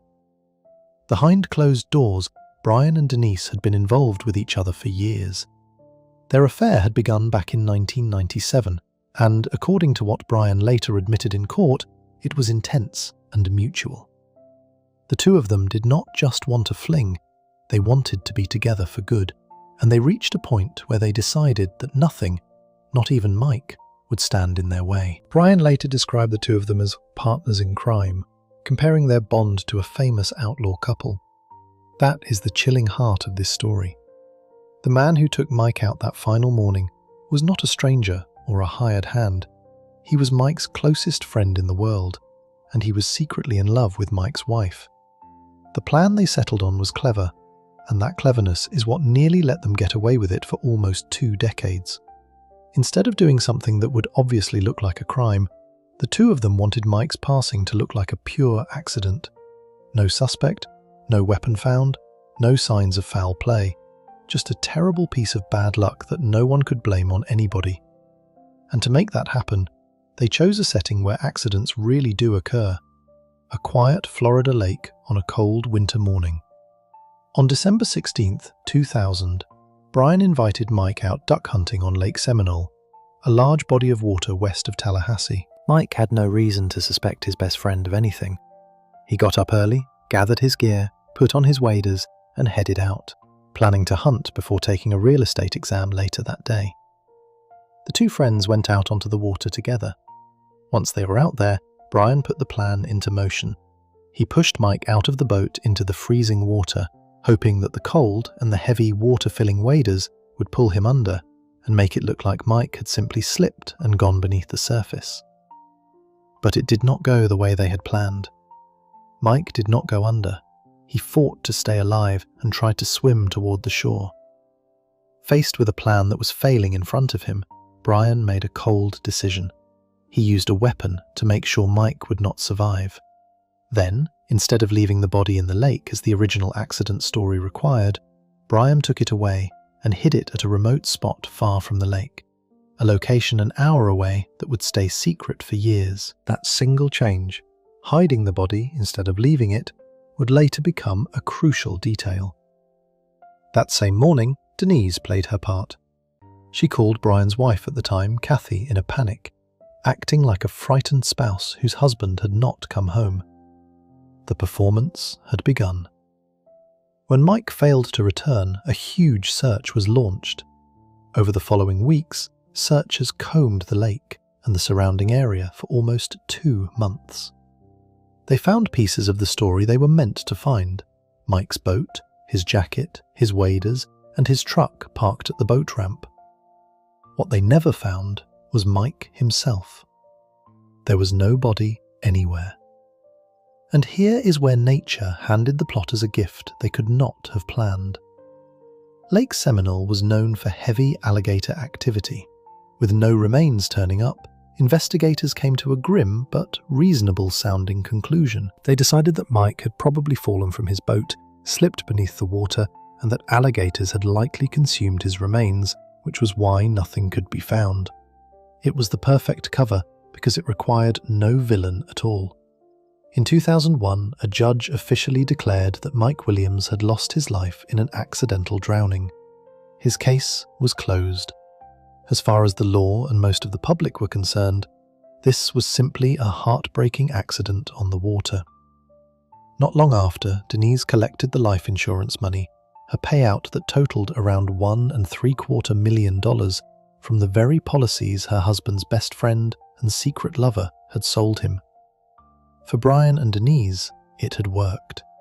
There was no crime on the books, no suspect, and a small fortune in the bank. In 2005, a few years after Mike was gone, the two of them got married. The best friend and the widow were now husband and wife, and to outsiders who did not know the history, it might have even looked like two grieving people finding comfort in each other after a shared loss. They had, it seemed, gotten away with everything. Except for one person who never, ever believed the story. Mike's mother, Cheryl Williams, refused to accept that her son had drowned and been eaten by alligators. A mother's instinct told her something was deeply wrong, and she would not let it go. For years and years, Cheryl waged a one-woman campaign to get the case looked at again. She lobbied the state's law enforcement agency relentlessly. She wrote letters constantly, including to the governor of Florida, reportedly sending a letter nearly every single day for a long stretch, pleading for someone to appoint a special prosecutor and take a fresh look at her son's disappearance. Year after year she kept the pressure on, even when it seemed like no one was listening and the case was stone cold. Her persistence is one of the main reasons this story did not stay buried forever. It is hard to overstate how important she was. Without Cheryl, there is a real chance the truth would have died with the two people who knew it. While Cheryl kept fighting, the marriage between Brian and Denise was quietly falling apart. The relationship that had been built on a shared secret began to crumble, and as it did, things turned ugly. In 2016, Brian did something that would, without anyone realizing it at first, finally crack the whole case wide open. As the marriage collapsed, he confronted Denise and held her captive against her will, threatening her with a weapon. He was arrested for this separate, serious crime, charged, and ultimately sentenced to 20 years behind bars for it. That arrest changed everything. Now Brian Winchester, the one other person who knew exactly what had happened to Mike, was sitting in prison facing a long sentence. Investigators and prosecutors suddenly had leverage over him that they had never had before. He was no longer an untouchable best friend living a comfortable life. He was a man with a lot to lose and a powerful reason to make a deal. And a deal is exactly what happened. In 2017, prosecutors offered Brian immunity for the crime against Mike, meaning he would not be charged or tried for it in exchange for his full cooperation. Brian took the offer. He confessed to what he had done all those years ago, and most importantly, he led authorities to the place where he had hidden Mike's body. In October of 2017, nearly 17 years after Mike vanished, his remains were finally recovered at a location called Carr Lake, far from where everyone had been searching. When investigators examined the remains, they confirmed what Cheryl had insisted all along. Mike had not drowned, and no alligator had taken him. He had been the victim of a crime. The accident story collapsed completely. There was also help from another corner. Kathy Thomas, Brian's former wife, assisted investigators by recording a conversation with Denise, capturing evidence that would be used against her. The people closest to the secret were now turning toward the truth. In May 2018, Denise Williams was arrested and charged with first-degree murder, conspiracy to commit murder, and being an accessory after the fact. Her trial took place in December 2018 in Tallahassee, and the star witness was the last person Denise would have wanted on the stand, Brian Winchester himself. Protected by his immunity deal, Brian told the jury everything. He described how the affair had started back in 1997 and how the two of them had grown so determined to be together that they were willing to do anything. He explained how he had lured Mike out to the lake, how he had pushed him into the water, hoping he would go under, and how, when that failed, he had finished the job and hidden the body. He used that haunting phrase about the two of them being like a famous outlaw couple, partners in crime. It was a betrayal as complete as the original one. The friend who had ended Mike's life now sitting in a courtroom and laying the whole plan at Denise's feet. The jury believed it. In December 2018, Denise Williams was found guilty on all the charges against her. The following month, she was sentenced to spend the rest of her life in prison, with an additional 30 years on top. After 17 years of an accident that never happened, justice finally seemed to have caught up. But the legal story took one more turn that left a lot of people uneasy. Denise's lawyers appealed, and in 2020, an appeals court made a significant ruling. The court decided that the state had not actually proven that Denise helped Brian carry out the physical act itself, the part of the plan that happened out on the lake, where only Brian and Mike were present. As a result, the court threw out her first-degree murder conviction. However, and this is the key point, the court let her other convictions stand. She remained guilty of conspiracy to commit murder, for being part of the plot in the first place, and of being an accessory after the fact, for helping cover it up afterward. Because the most serious conviction was gone, she had to be resentenced, and her punishment was reduced to 30 years in prison on the conspiracy charge.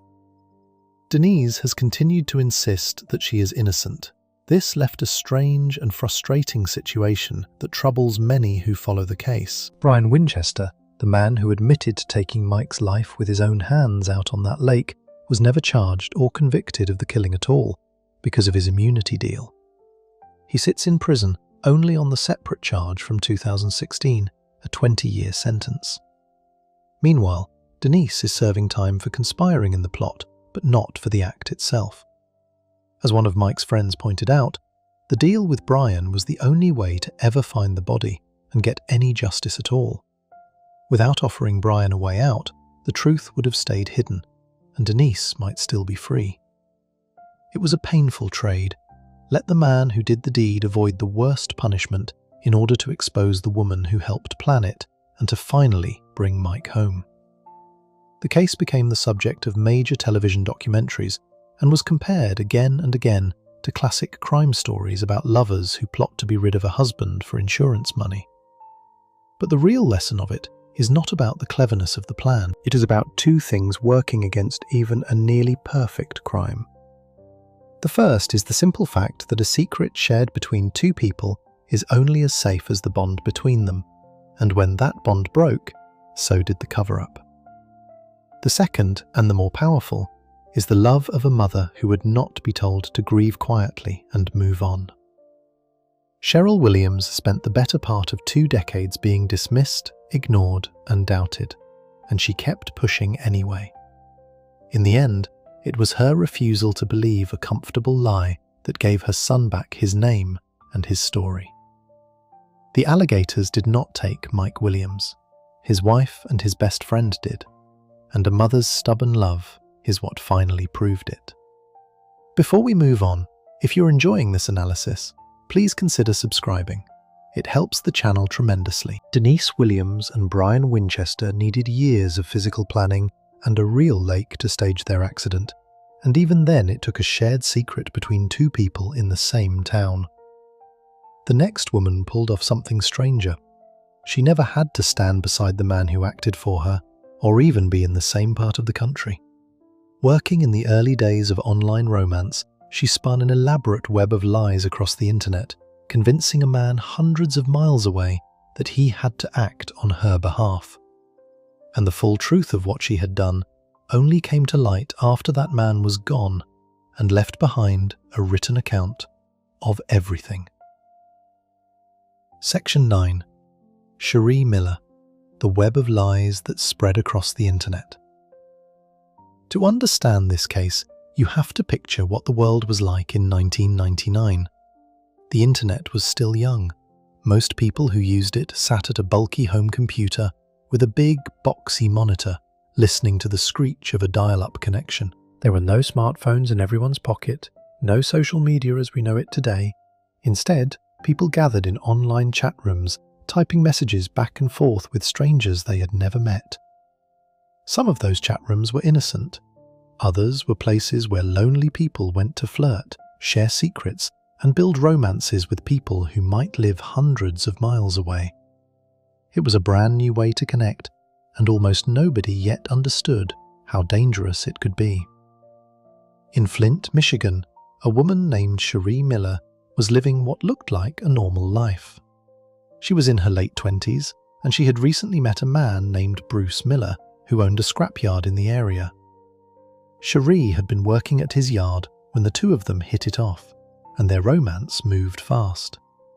Within about 4 months of meeting, they eloped to a wedding chapel in Las Vegas and got married in the spring of 1999. Bruce was a hard-working man in his 40s who ran his business and, by all accounts, cared about his new wife. On the surface, they were just another newlywed couple starting a life together. But Cherie had a secret life that Bruce knew nothing about, and it lived inside that home computer. While married to Bruce, Cherie spent a great deal of time in internet chat rooms, carrying on relationships with men she met online. It was in one of these chat rooms that she connected with a man named Jerry Cassaday. Jerry was not just any stranger. He was a former police officer who had fallen on very hard times. He had lost his job in law enforcement, his marriage had ended, and he was working at a casino far from Michigan, feeling low and alone. He was, in short, exactly the kind of vulnerable, hurting person who could be reeled in by someone offering attention, affection, and the promise of being loved. And that is precisely what Cherie offered him. What began as online messages soon grew into something far deeper. Cherie and Jerry started talking constantly, and Cherie used trips she described as work-related to slip away and meet Jerry in person at hotels. Jerry fell hard. He came to believe that Cherie was his soulmate, the one good thing left in a life that had otherwise crumbled. He trusted her completely. And that total trust is exactly what Cherie would use to turn an emotionally broken man into a weapon. The lies she told him were elaborate, cruel, and carefully built over time. Cherie painted a picture of her husband Bruce as a monster. She told Jerry that Bruce was violent and abusive, that he hurt her, and that her life was in danger.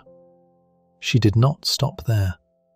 She told Jerry that Bruce was a dangerous man with ties to organized crime, the kind of person you could not simply walk away from. Bit by bit, she made Jerry believe that she was a trapped, terrified victim who needed rescuing, and that Bruce was a threat not just to her, but to anyone connected to her. Then she went further than any of that, into the most calculated lie of all. Cherie told Jerry that she had become pregnant with his child. Later, she claimed she had lost the baby, and she put the blame squarely on Bruce, saying his abuse had caused it. As if that were not enough, she later told Jerry she was pregnant again, this time with twins, and once more she claimed that Bruce had caused her to lose them. To back up her stories, she went to disturbing lengths. She sent Jerry a photo of herself pushing out her stomach to look pregnant, and she faked messages that appeared to come from Bruce or his family to support her tales of abuse. None of it was real. She had never been carrying Jerry's child at all. The whole thing was an invention, designed to push Jerry over the edge. For a man who had already lost so much, the idea that his children, his babies, had been taken from him by a brutal husband was the breaking point. Investigators who later recovered the messages between the two of them found something like 800 pages of emails and chats. In them, Cherie can be seen steadily working on Jerry, urging him to see Bruce as a deadly threat, telling him over and over that he was her only hope. She was, in effect, programming him, day after day, message after message, until he believed that the only way to protect her and avenge his lost children was to get rid of Bruce for good. Eventually, the plan was set. Jerry Cassaday got in his vehicle and drove an enormous distance, roughly 800 miles, all the way to Flint, Michigan, following the path Cherie had laid out for him. On a day in November 1999, Jerry went to Bruce Miller's scrapyard and used a weapon to end Bruce's life. The newlywed husband was gone, taken down by a man he had never met, all because of lies typed out on a computer screen by his own wife. For a while, it must have seemed to Cherie like she had pulled off the impossible. The man who actually did the deed was someone with no obvious connection to her in the eyes of the world, a stranger from another state. She had kept her own hands clean, and almost immediately, she showed just how little Jerry had ever meant to her. Within about a month of the crime, Cherie broke things off with him and moved on to yet another relationship. The man she had manipulated into ending a life for her was simply discarded once he had served his purpose. Jerry, on the other hand, fell apart. He had crossed a line he could never come back from, and the woman he had done it all for had thrown him away. Racked with guilt and despair, about 3 months after the crime, in early 2000, Jerry Cassaday took his own life. But before he did something that would bring the entire scheme crashing down. Jerry left behind a briefcase, hidden under his bed, along with instructions for his brother to open it in the presence of a lawyer. When his family did exactly that, they found that Jerry had kept everything. Inside were printouts of the chats and emails between him and Cherie, the whole long digital trail of manipulation, along with a note in which Jerry confessed to what he had done and laid out Cherie's central role in it. The dead man, in his final act, had preserved the evidence that pointed straight back to the woman who had used him. His family turned it all over to the authorities. That box of evidence flipped the case wide open. In early 2000, Cherie Miller was arrested and charged in connection with Bruce's death. When the case went to trial in Michigan, it made history. This was one of the first major criminal cases ever built around evidence from the internet. The chats and emails between Cherie and Jerry, those hundreds of pages of typed conversations, became the heart of the prosecution's case.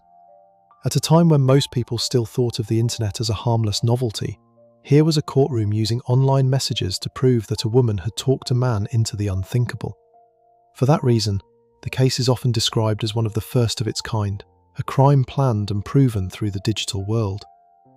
Cherie's defense tried to wriggle out of it. She had carried on with more than one man, and her side suggested that perhaps someone else was responsible, or that Jerry, out of bitterness after she dumped him, had invented the entire story and faked all the evidence himself. But that argument fell apart under the weight of the facts. It would have required Jerry to be some kind of technical genius, capable of fabricating 800 pages of believable conversations, matching emails and photos, all in the early days of the internet, when very few people had those skills. More than that, the messages showed both of them sharing the same specific lies and plans, which made no sense if Jerry had cooked it all up alone. The jury did not buy her story. Cherie Miller was convicted of conspiracy and of being part of the crime that ended Bruce's life, and she was sentenced to spend her life behind bars. Her case, however, was far from over, because it became tangled in a long and complicated legal fight that stretched on for years. The central issue was Jerry's note, the the confession he left behind. Because Jerry was gone, he could never take the witness stand, and he could never be questioned by Cherie's lawyers. In the American legal system, a person generally has the right to confront and challenge the people who accuse them. Years after her conviction, a federal judge decided that using Jerry's note as evidence had violated that right, since Cherie could not cross-examine a dead man. In 2008, that judge overturned her conviction and ordered a new trial. The situation got even more dramatic in 2009, when Cherie was actually released from prison on bond while the case was sorted out. For a moment, it looked like she might walk free for good. But prosecutors refused to give up. They fought hard to have her conviction restored, arguing that Jerry's note was trustworthy precisely because of the circumstances in which it was written. He had made his statements to his own family, voluntarily, when he was about to end his life, with no reason to lie. After several years of legal back and forth, the courts agreed. In 2012, Cherie's original convictions and life sentence were reinstated, and she was returned to prison. A federal appeals court upheld that decision in 2014. The window of freedom had closed, and this time it stayed closed. For 17 years, through all of those appeals, Cherie Miller insisted she was innocent. Then, in 2016, she finally stopped fighting the truth. In a 4-page letter sent to the judge and the prosecutor, she admitted what she had done. She wrote, in her own words, that she had been living 2 lives and had gotten caught up in them, and that rather than let her family or Bruce's family discover who she really was, she had planned the crime and gone through with it. After nearly 2 decades of denial, she confessed that she had arranged to have her husband taken out, simply to keep her secrets buried. Years later, she spoke about the case again in a television interview, describing how unreal it had all felt, almost like something out of a movie. To this day, she remains in a women's prison in Michigan, where she has even married while behind bars. What makes the Cherie Miller case so haunting is how she did it. She never had to be in the same room as the crime. She never had to be in the same state. She sat at a keyboard and, through patience, lies, and a cruel understanding of a broken man's needs, she remade reality for Jerry Cassaday until he was willing to do something monstrous on her behalf. And the tragedy doubled, because in the end, 2 men were gone. Bruce, who lost his life for a marriage built on deception, and Jerry, who lost first his soul and then his life, to a woman who saw him as nothing more than a tool.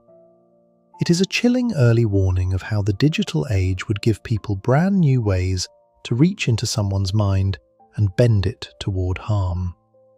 The lies were typed, but the damage was painfully real. Before we move on, if you're enjoying this analysis, please consider subscribing. It helps the channel tremendously. Cherie Miller used words and a screen to turn a stranger into her instrument, relying on manipulation rather than any skill of her own. The final woman in this story was different in a frightening way. She did not need to talk anyone into doing the hard part for her, because she had the knowledge and the means to do it herself. She was a gifted scientist with access to deadly substances inside her own laboratory, and she used that expertise, together with a co-worker she had grown close to quietly poison the man she had married. In the end, it would take the guilty conscience of a dying accomplice to bring the truth to light. Section 10. Anne Miller Kontz, the scientist, the secret, and the substance no one could trace.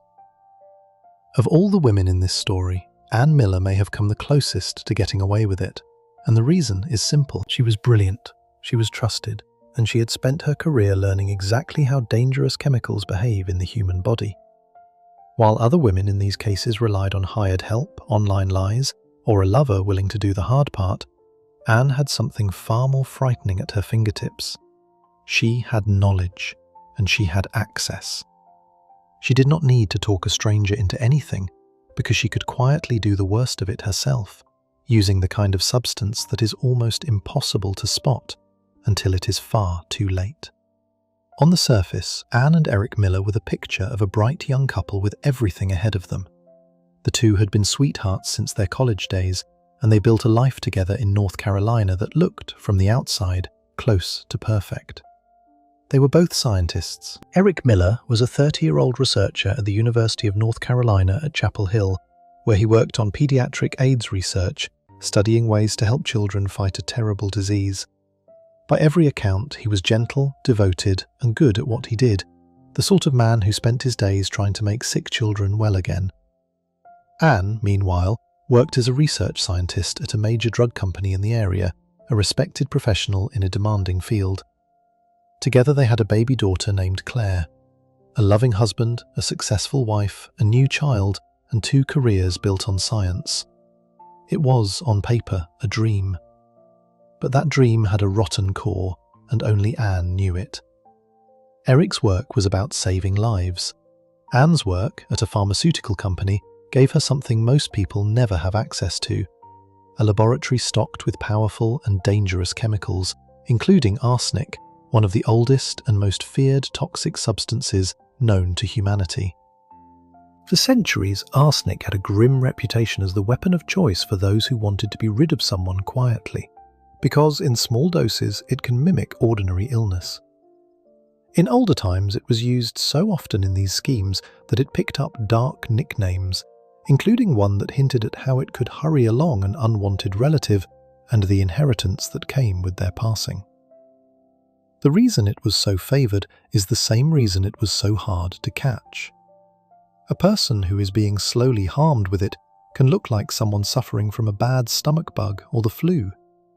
They get nauseous, weak, and dehydrated, and a busy doctor seeing those symptoms will almost always think of common illnesses first, never of foul play. The signs are easy to mistake, the cause is hard to find, and by the time anyone realizes what is really happening, the damage can already be done. Anne, as a trained scientist who worked with these very chemicals, understood all of this far better than the average person ever could. She knew what arsenic did inside the body, how it worked, how much it took, and just how easily it could slip past the people whose job it was to notice.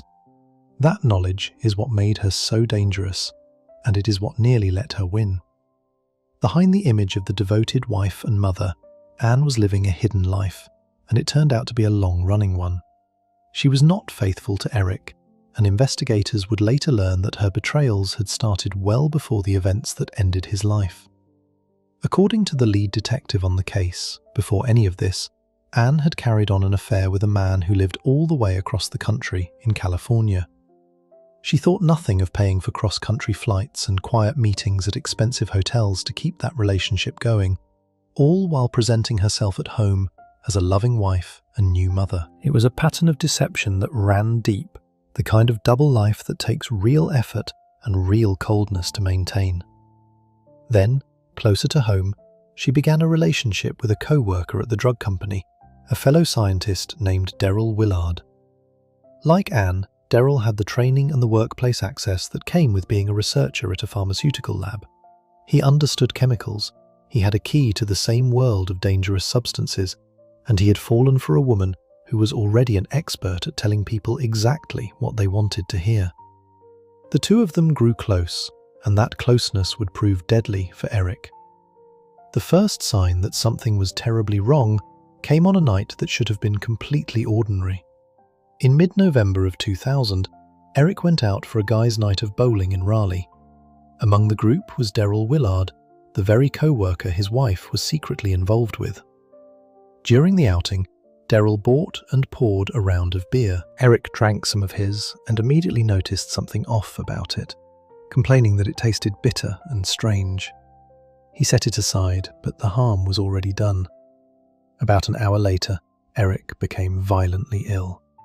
He was rushed to the hospital, where he was treated for what looked like a severe stomach illness. The doctors saw a young man with bad flu-like symptoms, and nothing about it screamed foul play. Eric stayed in the hospital for about a week, while the medical staff tried to work out what was wrong with him, and during that time, the true cause went completely undiscovered. No one tested for a toxic substance, because no one had any reason to think one was involved. After his stay, Eric seemed to recover, the symptoms faded, and he was sent home. To everyone around him, It appeared he had simply caught a nasty bug and pulled through. His family breathed a sigh of relief, believing the worst was behind him. That brief recovery was a cruel illusion, and the worst was still to come. On the last day of November, Eric fell violently ill once more. This time, it happened after a meal at home. His parents, who had been spending time with him, had left him in his wife's care so the couple could have dinner together, and it was after that meal that he collapsed into sickness again. This time, he did not bounce back. He was taken to the hospital in serious condition, and now, at last, the doctors looked deeper. When they tested his system, they found something shocking: high levels of arsenic in his body. The mystery illness was no illness at all. Someone had been giving Eric a toxic substance, but the discovery came too late to save him. On December 2nd, 2000, Eric Miller's heart gave out, and the young researcher who had spent his career trying to heal sick children lost his own life. He was just 30 years old, and he left behind a wife and a baby daughter who would never remember him. The moment arsenic showed up in Eric's body, his quiet passing turned into something else entirely, a criminal investigation. And it did not take long for the people looking into it to start asking hard questions about the person closest to him. Detectives began digging into Eric's life and his marriage, and the more they learned, the more troubling the picture became. They discovered that Anne had the means to carry out such a crime because she worked in a laboratory where arsenic was available. Police would later say that both Anne and her co-worker Daryl Willard had access to the toxic substance through their jobs. Investigators also uncovered the secret that gave Anne a reason to want her husband gone. By searching her work computer, they found evidence of her affair with Daryl, including signs that the two of them had flown off together to Chicago for a romantic weekend, disguised as a business trip, just days before Eric's very first bout of illness. The closer they looked at the calendar, the worse it appeared. A secret getaway with her lover, and then, almost immediately afterward, her husband suddenly fighting for his life with a mystery illness that turned out to be a toxic substance she could obtain at work. Suddenly the timeline looked sinister. A wife with access to a deadly substance, a secret lover at the same lab, a getaway together, and then a husband who began falling mysteriously and fatally ill. The pieces were lining up, and they were all pointing at Anne. But suspecting someone and proving their guilt are two very different things, and this is where the case nearly fell apart. Arsenic is a quiet weapon, and a clever, scientifically trained suspect is a hard one to corner. Police believed Anne was responsible, but belief is not the same as courtroom-ready proof. They needed something solid, something that could place the toxic substance directly in Anne's hands. For a long time, that final piece stayed just out of reach, and the case threatened to stall out completely. One man refused to let it die. A Raleigh police lieutenant named Chris Morgan poured years of his life into the case, so determined to see Anne held responsible that some people felt he had let it take over everything else.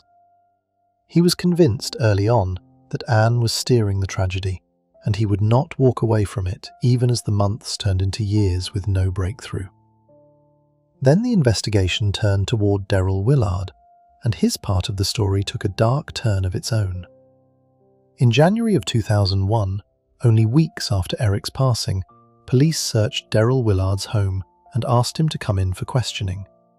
Daryl insisted he had nothing to do with Eric's death, but the pressure of being connected to such a serious crime appears to have been more than he could bear. Shortly after police questioned him, Daryl Willard took his own life. With his passing, it seemed the one person besides Anne who might have known the full truth was gone, taking whatever he knew with him. To the investigators, it felt like a door slamming shut just as they were reaching for the handle. Except Daryl had not stayed completely silent. Before his end, he had done something that would eventually crack the entire case wide open. He had gone to see a lawyer, an attorney named Rick Gammon, and in those private conversations, Daryl had unburdened himself about what he knew. He told his lawyer a story that placed the blame for the actual deed squarely on Anne. According to what Daryl shared, Anne had met with him privately, in tears, and had admitted to him what she had done. She told him that while Eric was lying in his hospital bed, she had taken a syringe out of her purse and injected its contents directly into the tube feeding fluids into his veins. When Daryl asked her why she had done such a thing, Anne reportedly said she did not know why she had done it. That account was the missing piece, the very thing investigators had been desperate for. It put the toxic substance directly in Anne's hands and described her delivering it in the most personal, deliberate way imaginable at her sick husband's bedside. There was just one enormous problem. Daryl had told this to his lawyer, and conversations between a person and their attorney are protected by one of the strongest forms of secrecy in the entire legal system, known as attorney-client privilege. That protection normally means a lawyer can never be forced to reveal what a client told them in confidence, and because Daryl was now gone, he could not waive that protection himself. The most powerful evidence in the whole case was locked inside a vault that the law was built to keep sealed. What followed was a long and unusual legal battle, one that turned this case into something studied by lawyers for years afterward. Prosecutors fought to pry that information loose, arguing that the courts should order Daryl's lawyer to reveal what his client had told him. Daryl's attorney resisted, standing on the principle that protects every client's right to speak honestly with their lawyer. The fight was so difficult and so important that it climbed all the way up to the North Carolina Supreme Court, the highest court in the state, not once, but twice. And in the spring of 2004, that court made a striking decision.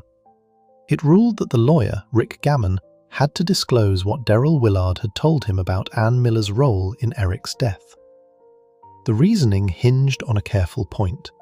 Nothing Daryl had said actually incriminated Daryl himself in the crime, so revealing it would not betray him in the way the protection was designed to prevent. It was a rare and remarkable outcome, a court reaching into the sealed vault of attorney-client secrecy and pulling out the one statement that could expose a guilty party. The ruling was so unusual that lawyers would talk about it for years, and Gammon himself later admitted that ever since, he had warned his own clients that there is always a chance, however small, that the law could one day force him to repeat what they had told him in private. With that ruling, the lawyer was compelled to tell authorities what he knew, and the account of Anne's bedside confession finally became something the legal system could use. The substance that ended Eric's life had, at last, been placed in his wife's hands by a credible source. By the time all of this came together, years had passed, and Anne had moved on with her life as though nothing had happened. In November of 2003, she had remarried, this time to a Christian rock musician named Paul Kontz, and she had relocated to Wilmington, North Carolina, taking her young daughter with her and becoming Ann Miller Kontz. She had built a brand new chapter, a new husband, a new town, a new last name, putting more and more distance between herself and the quiet grave back home. To the casual eye, she was simply a remarried mother building a fresh start, a woman who had survived a tragedy and chosen to keep living. Behind that fresh start, the case against her was finally gaining the strength it had always lacked. In September of 2004, almost 4 years after Eric Miller lost his life, a grand jury formally charged Anne with his death, and she was ordered to turn herself in.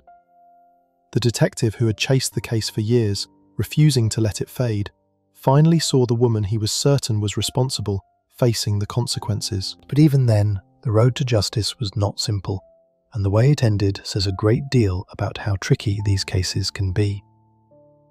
The prosecutors faced a genuine dilemma. Yes, they now had the lawyer's account of Anne's confession, but using it at a full trial carried real risk. A statement squeezed out of attorney-client privilege after such a fierce legal fight could be challenged on appeal, and there was a chance that even a guilty verdict might later be thrown out over it. Much of the rest of the case was circumstantial, built on access, opportunity, and motive, rather than a single undeniable smoking gun. On top of that, those involved worried that Anne, intelligent and composed, might be able to win over a jury. Eric's family, who had waited years for answers, also had a granddaughter to think about, little Claire, and they wanted Anne removed from her life until the child was grown. Taking the gamble of a trial, with all its uncertainty, was a frightening prospect for everyone who wanted to see Anne held accountable. So in 2005, a deal was reached instead. Rather than risk a trial that might end in acquittal or a conviction that might be undone later, the prosecution offered Anne a plea agreement, and she took it. In November of that year, nearly 5 years after Eric's passing, Anne Miller-Kontz stood in a courtroom and pleaded guilty to second-degree murder and to conspiracy to commit first-degree murder. In doing so, she admitted that for a 2-week stretch in November of 2000, she had worked together with her co-worker, Daryl Willard, to give her husband the toxic substance that ended his life. And she acknowledged that she had done so more than once.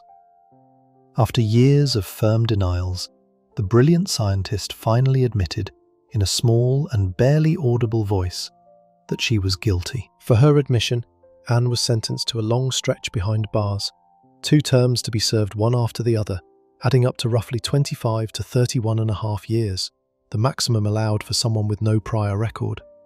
The math of it meant she would be around 60 years old before she could even hope to be released, which is to say, she would lose the heart of her life to the choices she had made. The prosecutor explained afterward that while he believed she could have been found guilty at trial, the case carried real legal weaknesses, especially around that hard-won confession, and the plea was the surest way to keep her locked up for a very long time. He did not want to gamble with a trial that might collapse, and neither did Eric's family, who could not bear the thought of Anne walking free on a technicality. It was not the dramatic courtroom showdown the public might have wanted, with witnesses and a jury and a verdict read aloud. But it guaranteed the one thing that mattered most to Eric's family: that the woman who took his life would not be free to live hers. At least, not while their grandchild was still growing up.